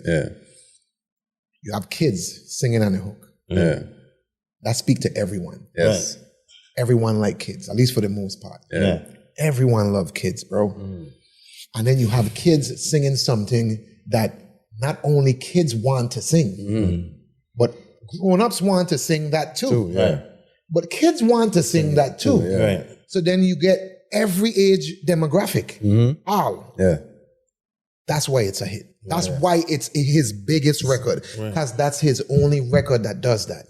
That speaks to every single age demographic. You know what I mean? And, you know, majority of the world is struggle. So all my life they've been trying to keep us down. That speaks to majority of us, bro. You know, so it's like, that's why. That's, you know, and then, you know, and because the Thomas brothers had something to do. Talk. You know? You can lead with that. In preparing for this interview, right, I spent a lot of time thinking about if we were going to have one of these classic Timo Redman arguments over music, right? And I was like, you know, when I see you, I just can't help it, you know, because I watch your videos, I watch your interviews and all those stuff, and I keep my thoughts to myself. Like, when I see him, we got to have a conversation about this. Okay, so you mentioned Jelani Kinno, right? Yeah. I love Jelani Kinno. I love his unorthodox way about going on a song and saying the stuff he's saying that'll make you think to put it together. Like, I like that. That's like, I guess that's from old people who like old school rap and all that shit, right? Yeah. And you're always talking about, like, in Virgin Islands rap, there's too much gun violence, right? And so when you say that, I'd be like, okay, but there's other rappers like Jelani Kindle and Quano who make music. So, and then when you say everybody be under the comments like, yeah, Timo, like all they doing is talking about guns. And then I'd be like, so why I don't go fucking stream Jelani Kindle music then? So why Banco, Flizzap, and all these other dudes streaming so much? I could tell you why. And Jelani Kindle, who are you out there, not him, but co-signing Timo and saying that all they do is make gangster rap music and they don't talk about girls and you don't have a mother or a father. Jelani that talk about that shit. And his numbers low. And they don't stream him. They don't even know who this dude's so dope. They don't you know who Jelani Kindle is? Exactly. So let me tell you why. Again, factoring in the songwriter, producer aspect. And this ain't no shade to Jelani Kendall because that's my guy. Like, and again, I don't right or wrong listening to his shit. Where the slappers at? Yeah. No, hear me out. Right. This is me speaking to Jelani. Right. Where are the slappers? Mm-hmm. Not where domestic the slappers, violence. bro? Like, the slappers, the shit that gonna make the people move. Yeah. Right. And I know he have it in him. Pause. You know what I mean? Yeah. But I think sometimes you get so comfortable in, you know, in your space. Yeah. He have his niche. Right. Yeah. You know what I mean? And I think he have his audience too. Right. But again, it's an unorthodox flow, style, and a niche. So he is a niche audience. Right. So the numbers ain't gonna be the same as like a Peanut or a Flizzap or a Quan or Banco or, you know what I mean? But another reason too is you also have to consider that Jelani ain't as popular. Right. But that's partially on him. Yeah. Right. You could see, you could tell Jelani is an introvert. Yeah. Right. He stay to himself, he low key, and you could tell Jelani don't give a fuck about fame, he love making music, and he make his music point out, and it's and like, you fuck with it, you fuck with it, you don't fuck with it, it ain't for you, I don't care. Yeah. But I love that about him. Yeah. You know what I mean? So I just feel like people complain about the music they don't like instead of consuming the music that they do like, to put the music that they do like in front of the music that they don't like. But even when I talk about like the rappers, I'm not talking, I'm like making the violence music. Like even when I had said in the interview, I didn't say nobody specifically. Right. And even when I said at it, for me, it'll be the thing where it's like, I know we live in a different time. I look back at when me and Theron were doing it, and we were able to go from school to school, performing. But that's how we were able to. That was a huge part of how we were able to become who we is now in the VI. The only fan base in the schools. And the only way you're gonna be able to get into them schools is if you have clean music. Yeah. I agree. You know what I mean? And mind, we were out of high school, still going to the schools and performing because these is our friends. Yeah. Right. You know what I mean? And again, if I also say in the interview, like, yo, if you're a bad man, speak your truth. Right. I would never tell anybody to not do that. Right. Speak your truth. But I know that that's not your only truth. Facts. And so for me, I'd just be like, where the other songs them is. Cause I like some of them bad man songs. Right. I don't right or wrong listening to some of them bad man songs. Yeah. But I want to hear more than that from you because I feel like you go to, if I listening to it and I rate it, that mean I think you talented, you dope. Yeah. And I feel like, yo, you could do more shit, bro. There's more to you. Like, don't stop here. Yeah. Like, you could take it further than this, bro. Like, talk about some other shit. And I agree with you. I don't think that my vibe is with you. My vibe is with the consumers who agree with you. Okay, so if you're agreeing with him, then I mean you're streaming these other dudes. Yeah, I get that. Music who is not gang violence or gun violence. I think like a Jelani Kendall, like I say, like, I don't think Jelani Kendall care about trying to make slappers and try and make the tune that gonna be the biggest tune in the VI. I don't think his creative process comes from that place. Yeah. I think his creative process comes from art and poetry and like, yo, I saying the shit that I feel in my heart, bro. Yeah. And this is how it sound, and this is how it come out, and this is how I do it. He is poetic, for real. Yeah, you could tell though. Yeah. You know what I mean? So, but I could appreciate that because it's art. Right. You know what I mean? And he's telling you without telling you, like, this is art, bro. Yeah. All that other shit, like, that's the other shit. Yeah. But my shit specifically is art. So I receive it that way. You know what I mean? So I don't think Jelani Kendall's shit necessarily meant for the big. Yeah. You know what I mean? And I think he have potential though to be that. Yeah. Me personally, I think he have potential to be big, bro. You know what I mean? Like, but I think he loved the space that he in and how he create his music. And I's a fan of it, you know what I mean?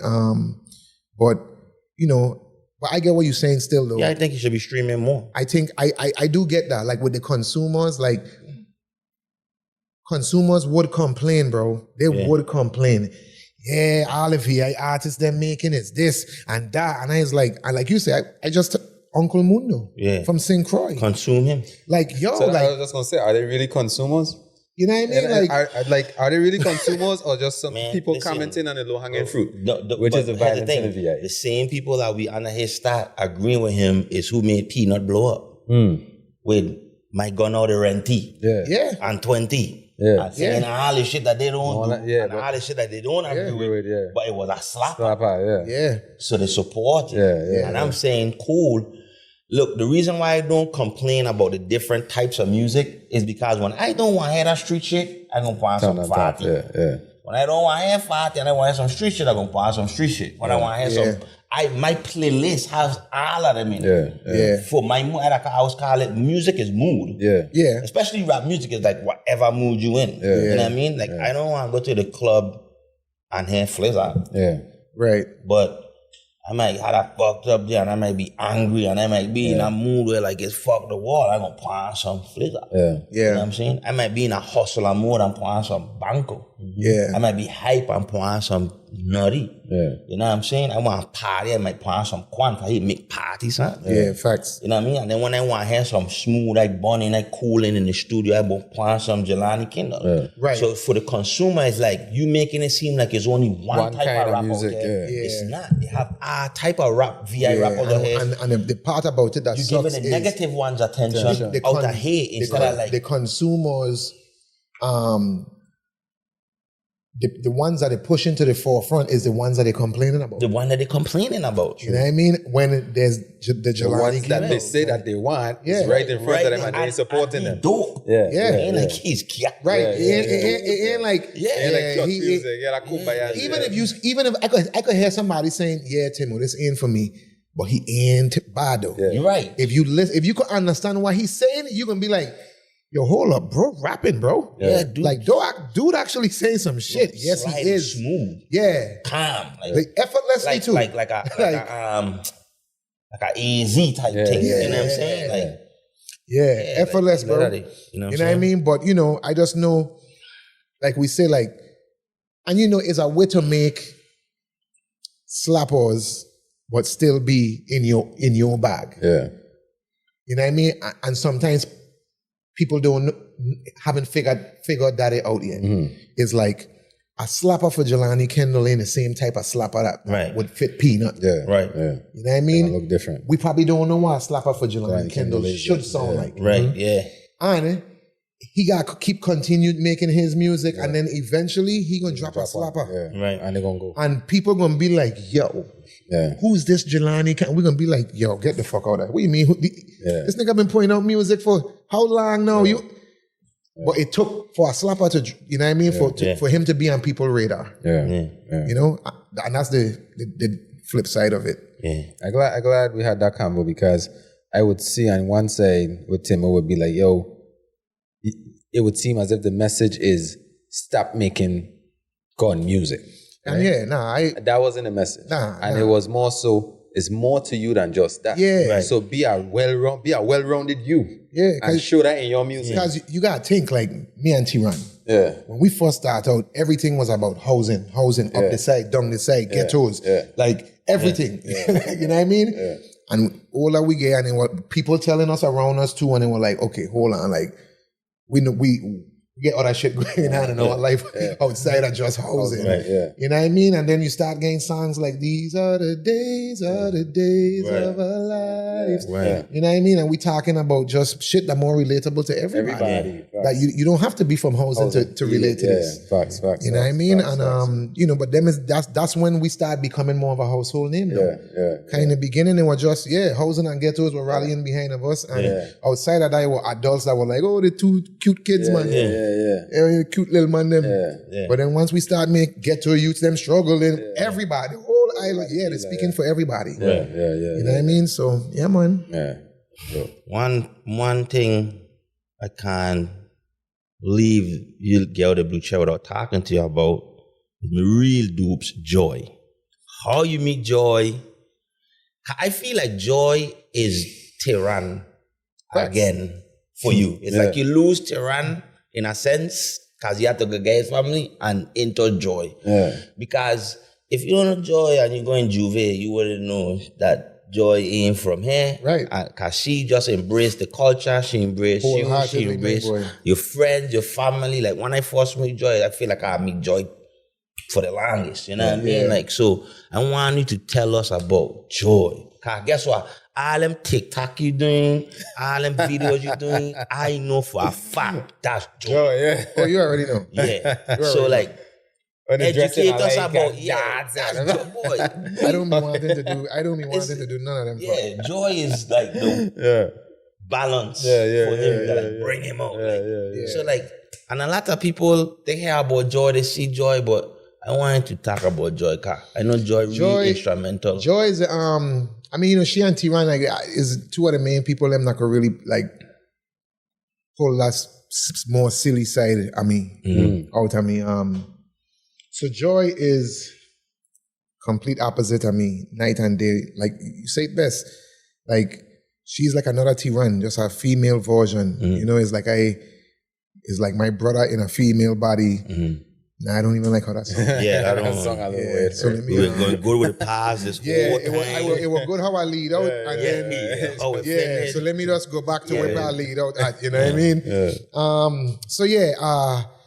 Joy is full of personality, man. Complete opposite of my personality. Joy encourages me to do a lot of things, but good shit though, you know what I mean? Like, but she's a good air. I'm not a good air, but a good person to have in my ear. You know what I mean? Like just my biggest cheerleader, you know what I mean? But behind the scenes though. You know? And I think one of the things that I love about her the most is how she challenges me with during times when I need to be challenged. You know, and you know, she would let me know when it's me. And I hear you, I feel you, but you tripping. You know what I mean? Important. And it is very important to have a partner, you know, that could talk to you like that. And you okay with that. You have your understanding, that's your person. You know what I mean? But I meet Joy. She used to work in, you know, remember when Lennox Mall had the Adidas original store? She used to work in that store, and at the time, we used to go in there all the time. And I had never seen her, so when I did see her and meet her for the first time, it was a new face to me, so I thought she was new. And she was like, nah, I've been here. And that sparked the conversation, small talk. We started talking. Put our old housing game on night. Yeah, you know what I mean? That full court press. A slow roll. Yeah, you know what I mean? Yeah. So, I think it was around the time when the first Transformers had come out. That's how you know we all like that. And I think I like, invite her to go to the movies with me, but she didn't do it. And then not too long after that, of course, when I leave, we exchange numbers. And not too long after that, we talk and stuff, and then we were locked in. True story though, fun fact, when she first gave me her number, it took me like 2 weeks before I called her. And after I called her that first time, after we get off the phone, it took me another 2 weeks before I called her again. Them hoes, man, right? Hoes, man, Too cool for school. And you try to find out. I tell you, you know what I mean? Like, go play this long game. Slow roll, the real way. Slow roll, like tell you how that my game is. Man. But man, my wife is the life of the party. And again, I love that about her because I's the opposite. Right. So that brings life to me. I might be chilling and then she lit. And then it's only a matter of time before, I lit too. I gonna turn up too, No, I lit she too. ain't stopping until you get lit in. So, man, I love the dynamics we have, we fight, we argue, like any other couple, we bump heads. Sometimes they damn near feel like siblings, but one thing I do know is, so a lot of times, people it's so easy for an outsider to tell you, especially if things going wrong or bad in your relationship, that you need to walk away from it or you need to leave that alone. But when you see like old couples, like elder couples, and you have any thought to yourself of, man, I would love to have something like that for myself one day. You have to know it's impossible not to go through. To have something like that without going through shit. You don't just get something like that with somebody that I was 60 when we meet. I was 60 and he was 65. That's when we meet. That's very rare. You know what I mean? And I ain't saying that don't happen, but that's very rare. But I think when you meet people, young in your life, and you're able to build something with them and go through something with them, it says a lot about the kind of person you are too. Because, I just feel like, no lie, and this is on some preachy vibes too, but I don't give a fuck. I feel like can't do preach and fuck at the same time. You can. Yeah. For housing. So I feel like as black men, you gotta have grace for us. But as black women, we gotta have grace for them too. So when you're going through shit, it's situations where sometimes the women are tripping all the way. Like they are super tripping, dead wrong. Like wronger than wrong. Like what, come on, bro. And majority of the times niggas is tripping. Let's just put that out there. Facts. You tripping. Majority of the time, we are tripping. And I'm a Negro. You know what I mean? Sometimes. Majority of the time we tripping, but we've been through shit. Right. Black men, black women, we've been through shit. So that's why I say you gotta have grace for both parts. I think at the end of the day though, like, the common denominator, is always gonna be love. Right? And when you find somebody that you could go through something with, but you could still love them, I think to me that's the most beautiful thing. Because the only other thing that you could compare to that is your kids. When you have kids. You know what I mean? So outside of that, me and a person, stranger, get together, we together. It's my choice. Just like it's her choice to stay here. I probably could be stressing she out the same way she's stressing me out, but she still wake up every morning and do certain things for me and show up for me. When, again, it's a choice. But to go through real shit and still be able to wake up and tell yourself, I don't care how much shit you put me through. When you leave here tonight, you're coming back home, right? You coming back home, right? Okay, that's all I want to know. Okay. You know what I mean? And to me, I feel like it takes a different type of strength. Yes. For that. And not everybody built for that. We live in a different time, man. You know, especially men. We weak. Yeah. We weak body. A woman cheat, again, is a rap for you, bitch. Yeah. And it's like, God damn. Yeah. You know what I mean? Like, you know what I mean? Like, men do shit, women do shit. We are going to go through shit. We all supposed to go through shit. Yeah. The key really is about just finding the person for you. Yeah. Like, key my car, break my glass. Like, what you want to do? You know what I mean? Don't give up with the box. Can't give up with the box. Don't give up with the box. Boss my head. Boss my head. Put a knife through my throat. Shoot me in my knee. First of all, you like stab me. Listen. Don't give up with the box. You see what happened to come out from that. Listen, you see what happened to Eve? You see what happened to Eve? Yeah. Adam tell Eve, hey, JC tell us, leave that thing alone, Yeah. She went, and we talk about this recently where for the first time in my life, I was like, damn, like, I actually do believe that. The apple is the box. She gave up the box. Oh, wow. That's what I believe. And that's why the world fucked. You know what I mean? Like, man, our woman don't listen, man. Like we could have really been out here living like kings and queens, man. But you had to go give up the box. I use a carpet bagger or a desert mud. Which one? Like, give up the box. Do whatever you want to do. Yeah. But yeah, man, give up the box. Like I said, man, I'm a firm believer, man, in fighting and standing up for black women. Yeah.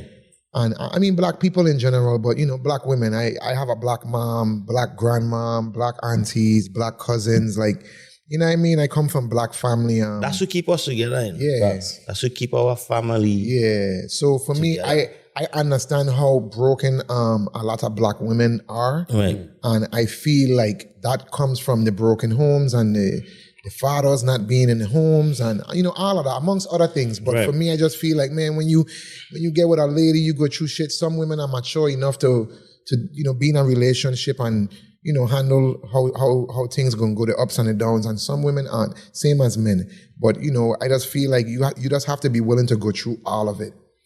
All of it. And also, you have to know, and it's hard too, because you have to know when to walk away at times too. Because sometimes walking away is what's best. Right. For both y'all. Right. You know what I mean? And sometimes it's you have to know when to do that. But shit, sometimes, man, you just talk life, bro, nigga. We ride together, we die together. Right. Mm-hmm. How was a culture clash though? You being from the 49 Islands, eating what you to eat. She's from Atlanta, right? Like she's from Atlanta, right? ATL, born and raised. Right. How that was, like, how was her acclimation? I know it really hard to acclimate to our way of things in the VI. I think the only culture clash that was hard for her, which is hard for any American woman, any American man that's dating somebody from the Caribbean, I'm sure you have experienced this or you experience this and you either learn how to cope with it or it's not for you. We touchy-feely in the Caribbean. You know what I mean? And childhood friends, girls that want to come hug on you and touch on you and this my brother and you know what I mean? And stuff like that. And an American woman ain't trying to hear all of that fuck. You know what I mean? And vice versa, American man. Hey, me, I don't your partner. You mean this? You could tell me this man is your cousin. He too close. That too, a little too sus to me. You know what I mean? But in the Caribbean, we was like, nah, my boy, we dance on each other, girl, and thing for Juve. I mean, not nobody dancing on me. You went a little you know too what I mean? far. No, I just saying, in the Caribbean though, like Caribbean culture, like, some man cool with the brethren dancing and the girl and the girl dancing and it ain't no vibe. It's like we all one family. We just dancing. You know what I mean? Just let me steal a little wine and I get on with my business and you know what I mean? And American people don't play like that. Where we from? But in the VI, we ain't about don't that. Dance on me. Don't dance on my girl. Caribbean culture thing. But it is Caribbean culture and that ain't American culture. How she handle you being Timo from the VI? That was hard for her in the beginning. Especially that's a good transition because when up here you meet her in the mall. She you were. But we ain't say it like that. You meet her in the mall. You mean that? I know what you mean. I know what you mean. I had to fuck with you. At that point in time, back home, you's a legend, you's a superstar. Yeah. You know what I mean? Up here, you were doing your thing, but you probably wasn't as known as you is back home. So that first trip back home, and she seen like... It was shocking. For her, it was shocking. Yeah. Extremely shocking because, of course, like she done gain to know me and how cool and laid back and chill I is. Probably thought you were capping when you were telling her, like, it's a big deal for me. But I didn't even tell her. You know what I mean? What's so crazy is when I first meet Joy, it literally take me maybe like... she could tell you better than me, maybe at least 2 months maybe before I even tell her that I don't make music. Yeah. And I as an artist and then even after I tell her, it still take another while before I play her any of my music. Yeah. Cause if she didn't like my fuck, it was a rap for her. And I didn't want to fuck it up cause I had done start like So I was like, nah, man, I don't even want to tell her to make music. And then also too, a part of why I didn't want to tell her to do music is because, especially around that time, that was around the time when it had just became the thing, like, nigga, everybody do music. Oh, yeah. So I just feel like it wasn't special no more. Yeah. For me to say, like, as an artist, I make music, and I didn't want to turn her off because I was assuming she would have been like, oh God, another one of these. Yeah. Like, and I was just like, nah, like, you gotta get to know me. Yeah. So I don't even want, taint your perception of me by telling you what to do. Yeah. I make Locked Away and you ain't come to watch Transformers with me. You tripping. I made Locked Away, bitch. The fuck? But see that, but that would be before Locked Away. Okay, so good. And that's definitely true enough. That's another reason too why I fuck with my wife because she was with me before all the accolades and all. You know what I mean? And I mean, though she wasn't with me when I was shooting in the gym, which would be when I was still living at St. Thomas, but she still was with me before our life turned over to being successful. Yeah. You know what I mean? Well, not long before, but but she was with me before that happened. What about the old hen them? Oh, you went like with a Yankee girl. To be honest, I never experienced that from like. They ain't gonna tell you. Good. I mean, I sure some of them probably have felt like that or feel like that, but... What about the one who you were with? I didn't believe. Yeah, we got read this. I've been holding these in. We've been walking off for months. I never actually do nothing. Now's the time. You don't see them and be like, yeah. You know Put something? me on for partner with a sprinty, Still got a sprint. You still got a sprint. You know something? With a set. With a set. That same old Gucci chain from 9 years old. Still get out. To be honest, I ain't gonna lie to you. I never felt like any girl that I ever like dated or talked to, as the ones that I had interest in, I never felt like any of them talked to me or wanted to talk to me because of what I do. I feel like all of them got to know me, and that's why we end up where we end up. You know what I mean? And it was a few. They were a lot. They fumbled $1 million bag. You could dress that shit up. It was whatever you want. They fumbled $1 million bag. It was a lot of girls. No lie, bro. It was a lot of girls that I still see some of them today. And nice. Shit is in the past. We grown. I show all them girls love still if I run into any of them. It don't matter to me. But it's still funny. You know what I mean? You can say that. To be able to look back at it. They coming up. We got to edge them out a little bit. Yeah. You can say my boy. Yeah. And there'll be times where like I'll tell my wife like, yo, babe, like when we were younger, like I had love off this girl. Yeah. And I probably try. She play me, my girl. Yeah. Play your boy in the sun. But today, though. You know what I mean? But that's a little fun, man. Yeah, man. Man. And then like I ain't gonna lie, bro. When I was younger, honestly, I fumbled the bags with enough girl. That's real. When I was young, I wasn't ready for girlfriends and gal and relationships, and I was still a kid. Right. I wanted to go on a turf with my boy them or go play basketball. Man, I want to see gal. Of course. I want to go to the little dollar jam in the center and I want to dance up on gal, of course. But like my girlfriend, and then we got to be on the phone, and bro, I was like, I no lie, bro, I would be on the phone with gal and I would tell them, hey, so when he probably could, no lie, she knows. I would be on the phone with gal, bro, and I'd be like, hey, you ain't had on,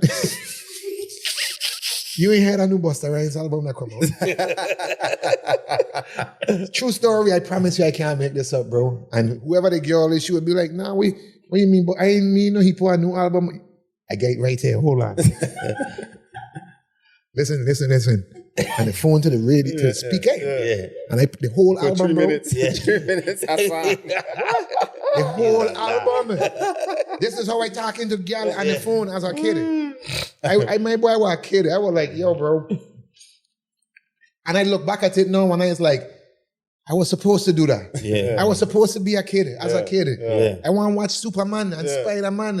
And no, I don't want to be outside shooting dice and none of that. I know, nigga. I want to go buy special and go ride bikes with the man them and we about to go from housing to ghettos and back housing and you would swear we just went down in the west and come back. You know what I mean? Like I want to be a kid when I was a kid, man. You know, so I fumbled a lot of them girl when I was a kid. No lie. And some of them were really cool, really nice. And I was like, damn, I was really on the phone playing Busta Rhymes for these girls. She don't start. And she pretended to give a fuck. Yeah, dog. And she on the phone the whole time, call me back next day every fuck. Like more tune in her. More tune. You oh, so you like the new album? Yeah, I mean, it cool. Wait, you ever heard the one he pulled before this one? No, you got to hear that one too. I had an argument like that with a girl one time when I was in 10th grade, and I was just like, I live with my mother, you know. Like, I don't, like, you're demanding way too much. Like, I live with my mom. I, like, go to school. Like, how serious is this relationship right now? Like, what we do? We buy a house, and, like, we run away, because... Come on. Too much. Like, too much. You know what I mean? Too much. Too much pressure. Yeah, you mean I gotta come home, do my chores, do my homework, and a little bit of time I have left, I gonna give it to you on the phone in silence. Let's be realistic. And I ain't gonna lie to you, right? A girl would tell you, you know, when I was young, I had one girl tell me to my face, you immature. I'm like, yo, looking back at it now, I am though. Yeah. Like, what? You're right. Yeah. Like, how was I supposed to be, my girl? Like 16. Right. The girl tell me straight, boldface, like, yo, you immature. What? I eat that for crazy. Shout out to them girls. Yeah. You know what I mean? A lot of them is really dope people. Had taxi man picking them up after school. Yeah, crazy. He was mature. He was mature. Yeah. Yo, watch out. Say, yeah, you too young for me. Yeah. Bitch, we the same age. Yeah, Too young for you. Facts. Oh. Facts. Crazy, yeah, bro. man. But you know, like shit growing up, like it could grow you up fast too. True. Yeah. It could grow you up fast, man. Yeah. Especially being in this music industry, and that's another thing I love my parents for is, you know, we were in clubs when we shouldn't have been in clubs. But you know, for the music shit though, not for nothing crazy. Yeah. And you know, we were up hours that we shouldn't have been up in the studio making music, and you know, my parents still were always like, yo, like, I still want to make sure they're still able to enjoy being kids. You know, so he will never take us away from me linking with Pressure and Redman, going down in the ghettos and we just cooling and we going to run ball or you know what I mean? Like, you know, he would never not be okay with us being kids and living our best life as kids. You know, so I could look back at my childhood and say I have so much great memories from my childhood as a kid, doing kid shit. You know, it's like I didn't want to grow up fast. And I was like, yo, man, I could stay a kid forever. Right, even now as an adult, we have responsibilities and stuff like that, but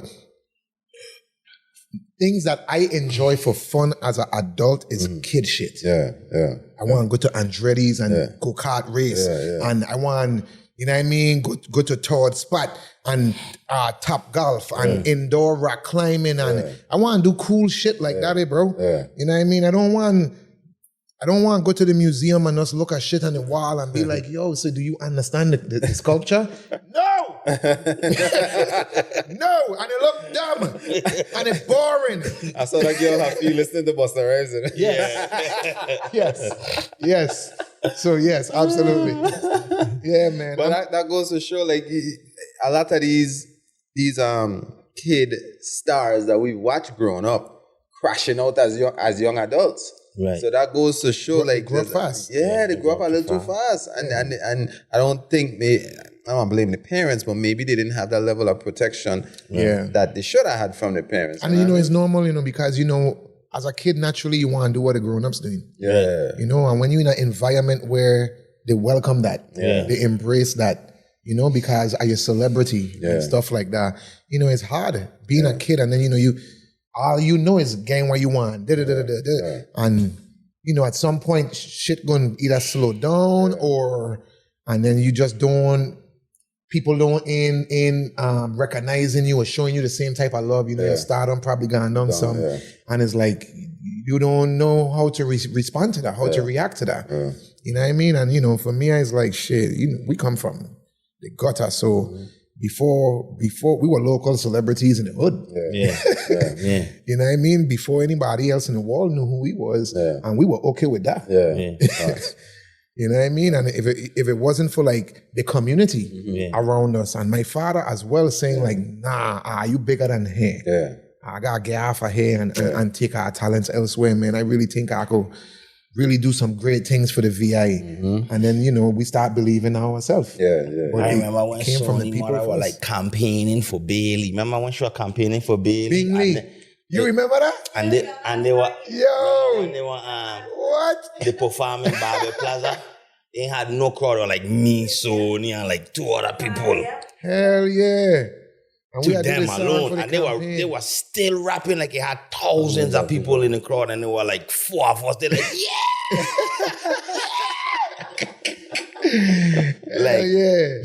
Once we were just always ready to support our people. It's just like man. Me, man. What next on the horizon for Timo? Like what we could expect? Man, like I say, I think I find my calling with like working with artists and developing artists. Yeah. And look out for artists coming from Alpha Quietly Making Noise. Me and Deli working with together. Yeah. I always have music that I point out. I ain't gonna never stop. Right. I always working on music, and for me, I feel like the music doing me a disservice sitting in my computer, and I never made the music for myself to begin with. So I get more music that I can put out on myself, and there's more RCT music coming. I don't really want to talk too much about the next RCT phase of things that we're doing, because I think it could be something really special, really huge, and I don't want to goat mouth it. Yeah. You know what I mean? But let's just say like me and my brother been having great conversations, great ideas, and that more than ever is like the gang is all back together. Oh. It's been a really, really long time since it's been like me, Theron, Benny, Ray, moving. And, it's really me, Theron, and Benny, but Ray's still always involved, even though you don't see me, But just the way that we all actively communicate with each other and plan stuff and moving forward, and our mission that we have and what we set, that what we plan to do, I really think this next phase, chapter of our life, of our career it could be very defining, and more than anything for me, I just feel like putting VI on the map on a bigger level, yo. That separation, bro. Like when you're on a path where you join to the hip with somebody for as long as you guys have been, and then I go our separate ways, and you learn more about you. You do a lot of self-discovery. Yeah. He do the same. A lot of self-discovery on his end. And you start to grow in your own separate ways, bro. Yeah. And develop as people and as individuals. And in our own separate ways. That comeback, when you reconnect that, it's going to be next level, bro. And that's why picking up, I could feel like just from when we had Theron on the same chair, hearing he talk and then hearing you talk now, I could only imagine what's next for RCT, bro. And I really looking forward to it. As a fan and as a Ipana, like I really, really will, man, I can't wait to see it. Yeah, honestly. Listen, remember I tell you, man, like, when me and Theron get back to, when we get back in our city bag, it gonna be different this time. And for a long time too, we've been having so much different people saying like, oh man, like I wish they would get back to like the locked up ways and checking for you and well again, like me and Theron on a mission. Yeah. So like there's a reason behind everything we do that we could explain, and in due time we will. Of course. But the next phase, man, I excited about it, and I just continuously praying, to see it just happen. Mm-hmm. And it will, but I mean like I so ready to see it happen. Yes. Even me putting out music on my own, like it's crazy because like I ain't trying to be solo. Yeah. Like I RCT for life, bro. Right. Yeah. I make music. So it's like, my brother in a space of us putting out music right now, cool. But tunes have to drop. Yeah. Them I ain't gonna music coming out, bro. This is what I do for a living. Yeah. But for me it's all a means to shine a light on our city. Yeah. It's no interview I've done with it talking about me and talking about my music without me mentioning me and my brother. Right. You know what I mean? And I feel like that's vice versa too. Yeah. Because I love what the music I do make. I love what I do. Yeah. But I know, and I could acknowledge it, I could say it out loud, like, but the stuff that me and my brother do make together. Yeah. That's supposed to happen. Yeah. You know what I mean? It's like if it don't happen, it's like we ain't doing God's work. Right. Yeah. I ain't fulfilling our calling. Yeah. I feel Well, since this is my platform, I feel like this is a good time for me to air my grievances. So we'll be in the studio, right? And then you play these like amazing, never ever heard before Timo by anyone ever. And then I'll be like, yeah, my son, when Timo drop this, they're going, no, for sure. It's like a different. And then you like poke some shit like the girl in the back of the scant and the rent. And I'd be like, what the fuck are you doing? Like, what happened to them songs we were playing 2 months ago? Like, where are them songs gone? So, like, cool, we get this happened? part. Like, put this one out. What's going on? So sometimes it'll be issues like with some of the producers sometimes. Right. And then sometimes it'll be like me overthinking. Yeah, bro. And sometimes I hate being the one that makes the music. Yeah. And then the one that picks the music. Right. Yeah. I don't want to pick the Well, we music. pick it for you. Anybody. I got you. Just, with a trustworthy, good enough air, but because I 9 times out of 10, I like almost everything I do. Right. And that don't mean everything I do is great. And even if everything is great, that don't mean this need to come out now. I wouldn't know. It's going to take for somebody else to say, nah, Tim, you had this sitting this whole time? But you had like 10 of us and they're like, whoa, like what? You could do that? You know what I mean? Yeah. And then come up with it like, yeah, the sketch in the back of the rent. And I'm like... But see, you know what it is though? The music way more singing in the other style and shit. Right. And I have a whole album more to that shit. More? Yeah. I ready to start dropping that shit. Again, what you said is 2 years ago, Yeah, 2 years ago. I swear, that's I love he said it's 2 years ago. That's the next Timo phase. Don't lie. But I don't make so much music, man, and then it'll be the times where I hear a beat where I inspired where I want to rap. Mm-hmm. So I rap it. Yeah. And then I would be like, if I don't put this out now, a year, 2 years from now, it don't even make sense because it can be dated by then. Right. So then I would be like, but some of them other tunes, I was like, yo, I think them shit timeless. Right. Yeah. So I think like even if I put them out next year, it's like, yo, them shit still feel fresh. Like, nigga, when the fuck you make this? 5 years ago. Mm-hmm. You know what I mean? So, but I agree with you. Yeah. I agree with you. And I have them songs that I do need to release. But as you know, like I really focus on Tash, right now. But I guess I don't think you understand how legendary you is and all that. Like, no disrespect really to Tash, like Tash, they got Tash. You gonna get your chance. Like, we got it. Tash. But like I the new don't know shit, who we need to Tash hear the new is, shit. But large up yourself. Timo, Tash, dope. Timo, Tash is I beautiful. yeah, I'm But- sure. Yeah. I am sure she is. But Timo, I don't think you understand how legendary you is as an artist. Dude, you have a fan base that want to hear from you, my boy. I mean saying, you hear I saying you know. Me saying, you. Tyranno do what Tyranno do. Timodo do what Timodo do, my boy. Yeah. Real talk, dog. I just watched the clips drop an album that they didn't drop an album for 23 fucking years. Yeah. And So it that's all I get can me write in around my, I bopping like 2000, whatever, all over again, 2002, 2003. And it taking me back to a place where it's like, yo, man, these man spitting just like they were spitting back then. Yeah. They have a fan base. This number one now. They have that fan base that tapped into them that they ain't hear from them for 23 years. And then my hair like, we rocking with their fans show up for them like they never left. And that's the thing. Who would have thought they had, like, when you hear these big name groups and stuff, Clips ain't one of them that'll be like, you're gonna hear Bone Thugs, you're gonna hear D-Block, you're gonna hear, they get loyal fan base. But that's what happens when you put good music. Yeah. Dog, you are a legend, not just in the Virgin Islands, bro. I know, I understand music, especially when it comes to rap. I get it. My boy, put them fuck out, bro.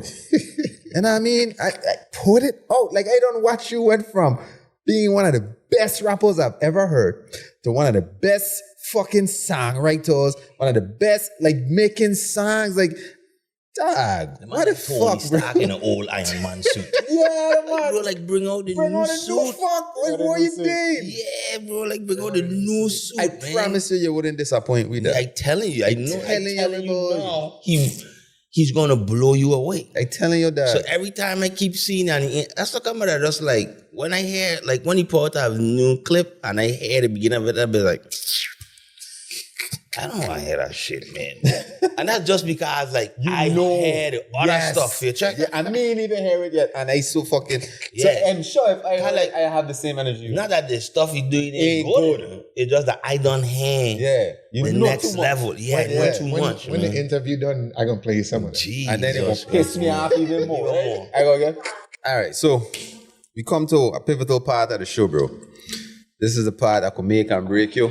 Your answer, answer actually stop being friends. Yeah. This might cause you to lose some fans, brother.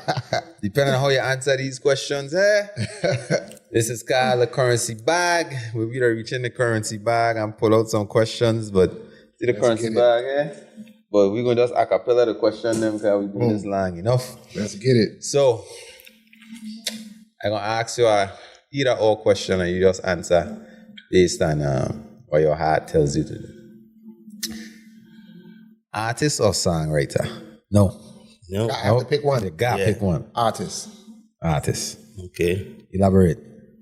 My songwriting wouldn't be what it is without me being an artist, my artistry, because my artistry is how I was able to help fine-tune my songwriting.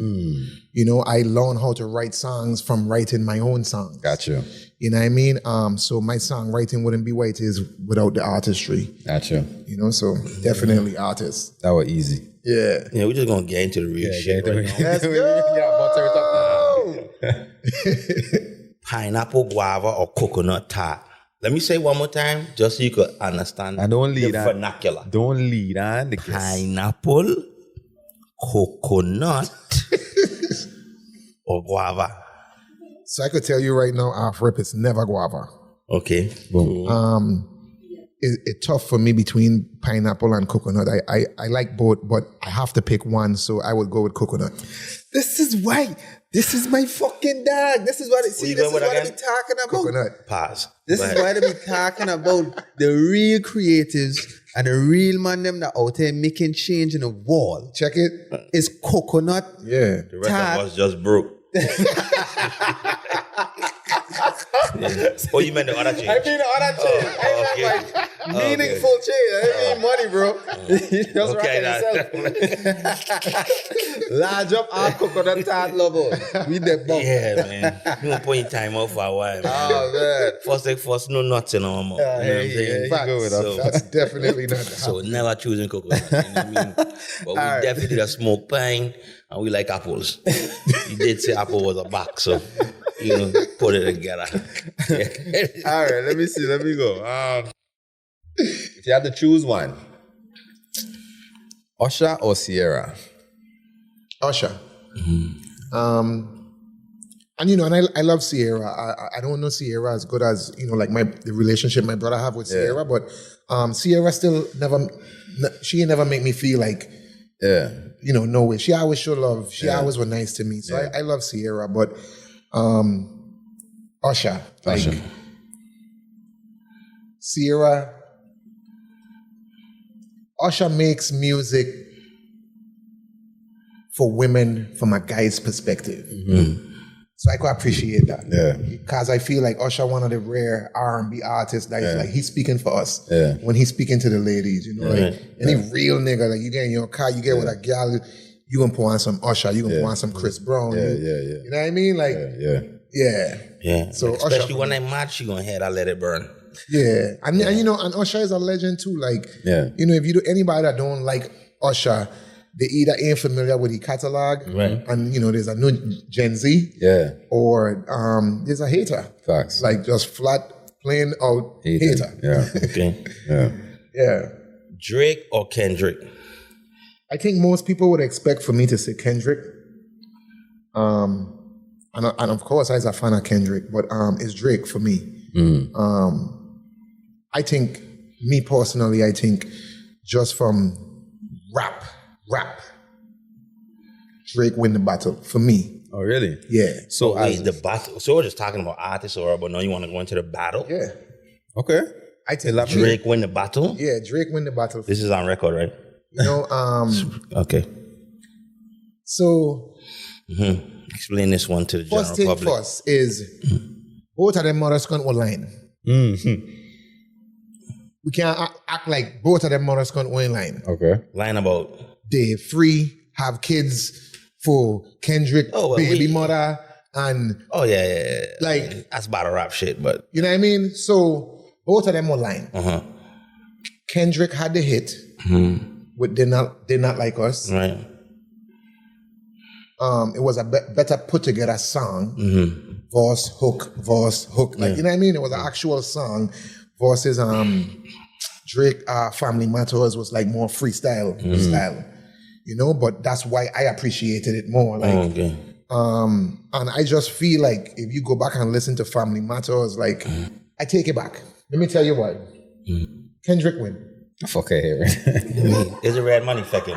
Kendrick win. Come clean in front of me. Kendrick win. Okay, good. This is an honest show. So let me tell you why. Let me tell you why. And because like I thinking back on it now, when you go back and you listen to Family Matters, Drake wasn't only going at Kendrick. He was going at everybody. Yeah. And I think if it was more just dedicated to Kendrick, I think it would have been a more fair conversation for me to be able to give a better right. Maybe Drake could have stand a chance at winning then for me. Yeah. Did I like Family Matters better? Yeah. Me personally, yes. Yeah. But They Not Like Us was at Drake, OVO, and nobody else. Right. He was talking to that man specifically and only him. Yeah. Right. And outside of like the pedophile stuff, that was my only thing. Yeah. Of They Not Like Us. Yeah. You didn't like the pedophile? I didn't really care for the pedophile stuff. Okay. You know what I mean? Just because I feel like on a bigger level, like, yo, bro, like, this is hip hop. Yeah. You know what I mean? And that's the biggest leader in hip hop right now, Drake. Yeah. And if you take Drake down, you killing hip hop, bro. Yeah. And you might not see it as that. But you gotta think, if radio stop playing the biggest hip hop artist in the world, you think any are we gonna get a blind? Yeah. And you have to also consider that he's half white, bro. Yeah. Yeah. You know what I mean? So, that's just a different perspective of how to look at it, But I think both artists is great artists. I appreciate both of them, and we both have contributed to the culture. I have somewhat of an issue with both of them. Yeah. But it ain't like, I don't know them like personally. Yeah. It's just like from a fan. Yeah. From a fan's standpoint.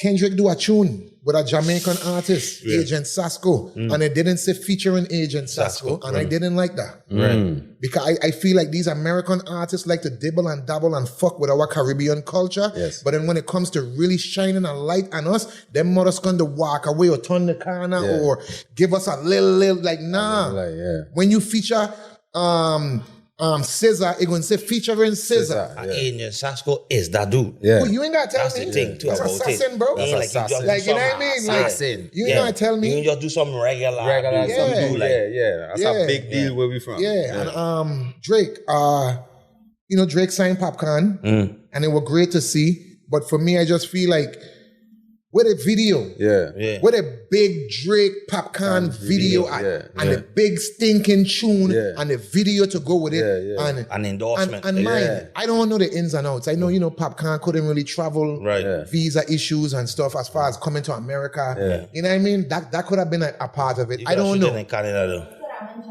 He could have come. I mean, well, all of that. You know, listen, I don't know. It could have been some other stuff.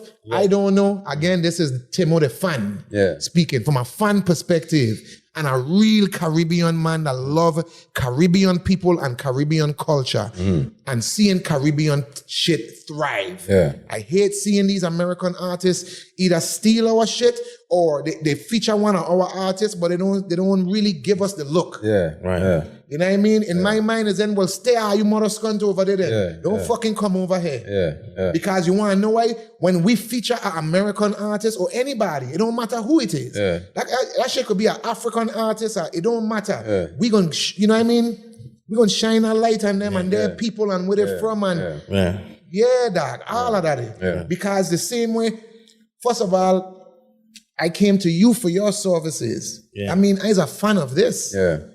You know what I mean? So for me, it's like not only that I understand how cultures and things from small islands, small countries, small communities, like, yo, they would just take our shit. And nobody ain't gonna care. We care. We care. I speak for all of us. I speak for every single living Caribbean man and woman on the planet. If you use our voice in a fucking movie, make sure the credits have our name. Make sure the people know that these is real Caribbean people. You feature a Jamaican artist on your record, we want to see in the credits that fuck say featuring Vibes Cartel, featuring Massacre. We want to see that fuck say featuring them. We want to see a music video shot for it. And we want to see you in the video with them endorsing them the real way. The same way you would have stand up next to the big hip hop artist or the big R&B artist. Show our Caribbean artists the same love too. And don't just show our Caribbean love when you want to come to our islands and fuck our gal and smoke our weed and drink our liquor. Nah, when you like our music too, right? You want to feature our artists, but you don't want to fucking give them no real play. Nah, partner. Well, not our girl, but them and that's why I'm just cleared up. And again, I ain't speaking up to no specific American artist in particular. Just in general. You know what I mean? Because, you know, like, I love to see the collabs. I love to see it, but give us the real looks, bro.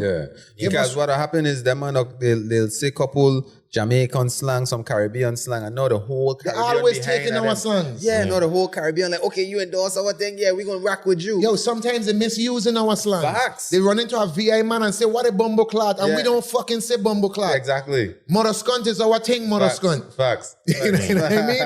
Like, they don't even understand the lingo. They don't know the cultures, the islands. They don't even know. They do the You know what I mean? So, you know, for me, the least they could do is give it up. Like, I was like, yo, if you're going to fuck with the people, fuck with us for real. Facts. Don't just come fuck with us to get what you need from us and then go about your business and then shit and we after. Because I see it as you're shitting and we. Because you ain't giving us no real blight. Facts.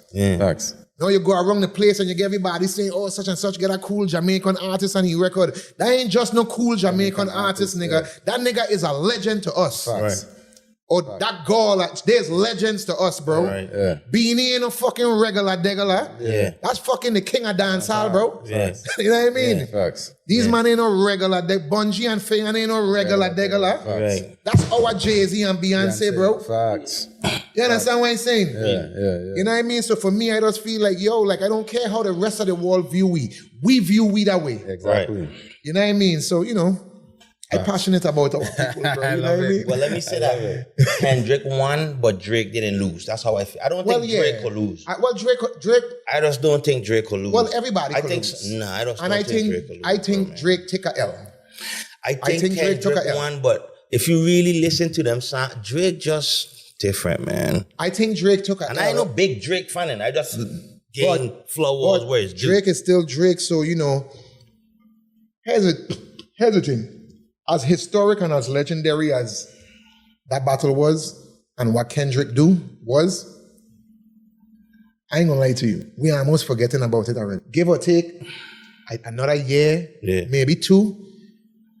Especially when Drake start dropping new music again. And we ain't even really... It ain't gonna matter. Yeah. You know what I mean? And I mean, you know, you think about it. We were here before. We thought you were done with when Pusha really come at him. And and also you gotta think about it, like, Nas and Jay-Z was classic. Yeah. You know, and I don't think we even really talking about that no more. Facts. Right. Nah. You know, because I just feel as time progresses, you know what I mean? It's like, we don't even care. Yeah. What we care about is A, are you still relevant? Yeah. B, are you still good? Yeah. Jay's still relevant and he's still good. Facts. Nas still relevant and he's still good. Facts. We love them niggas. Yeah. Forever. Right. Facts.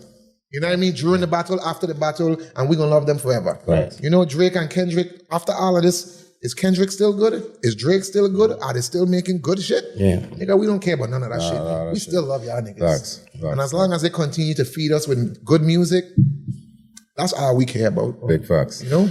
So the next thing is currency exchange. Yeah. And currency exchange, like, I'm gonna tell you what currency means to me, what Kai's gonna tell you what currency means to him, and then you could tell us what. Yeah. You know, it's like, for me, currency is relationship.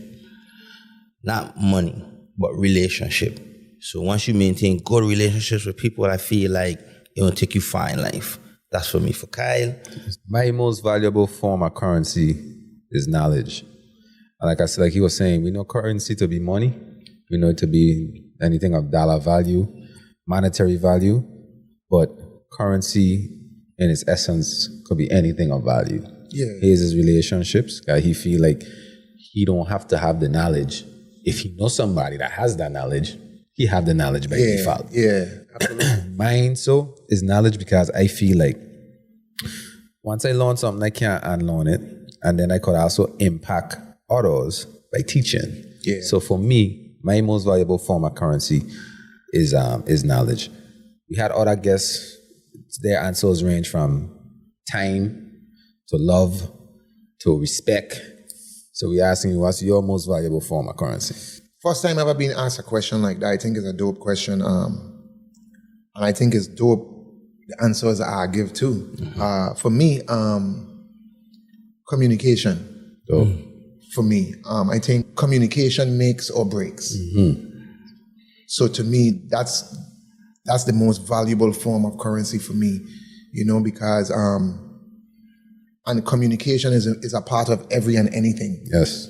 You know, so no matter what you're doing in life, without communication, that could offset. You know what I mean? So it's very important to make sure we are always communicating, we are always on the same page, and or we have an understanding of where even when we ain't talking or we ain't communicating, we know how to communicate without having to get it for Yeah. Right. And you know what I mean? We just have our ways of communication, but we definitely communicate. Definitely. You know, because I feel like that's just how you get better too. Yeah. You know, communicating, man, people being able to tell you their likes, their dislikes, your flaws, things you could be better to challenge you, like communication. All of that falls under it. You know what I mean? Definitely. I respect that. that might be the first one too. Yeah, that's a false communication. The first person to use Oh, yeah? communication. Oh, nice. When we hear first, we are saying that's the first one. That's fire, yeah, man. But Timo, we just want to thank you, bro, for coming out. Real. Thanks for having me, Sitting down on the blue chair and just vibing with us, bro, as a brother. You know what I mean? As somebody we look up to in the community, bro. Definitely. We really, really, really appreciate you, dog. And I'm glad we were able to give you your flowers, dog. Yeah, that's You know what I mean? That for me personally, I was like, yo, we gotta give Timo his flowers, because people don't understand the hand you play when it comes to not only VI music, but music for the world. Music for the world. You know what I mean? And you know, it's crazy. I had somebody reach out to me recently, and they were like, yo, Timo, no, I lied. one of my aunt them. I talking to one of my aunt them, and my aunt said to me, "Okay." She said, "Tim, why don't me know? You don't write songs too." Wow. But I get it though, you know what I mean? Because like on social media, I ain't as active on social media as like my brother and stuff like that. But I introverted, so I just share with the world what I choose to share with the world. Yeah, facts. But I know we ain't got that much time. But again, man, thanks for having me. I'm gonna tell I tell the last set of people I talk to doing a podcast with, I love to see this VI people, VI men, doing something uplifting for the community and shining a light on VI artists, VI culture, VI businesses. It's amazing, and I support it wholeheartedly, 100%. Definitely, bro. Definitely. We appreciate you. We love you. And thank you guys for tuning in. Go right now, like, share, and subscribe to Caribbean Currency. We're going to see you on the next episode. Caribbean Currency, we out. Peace.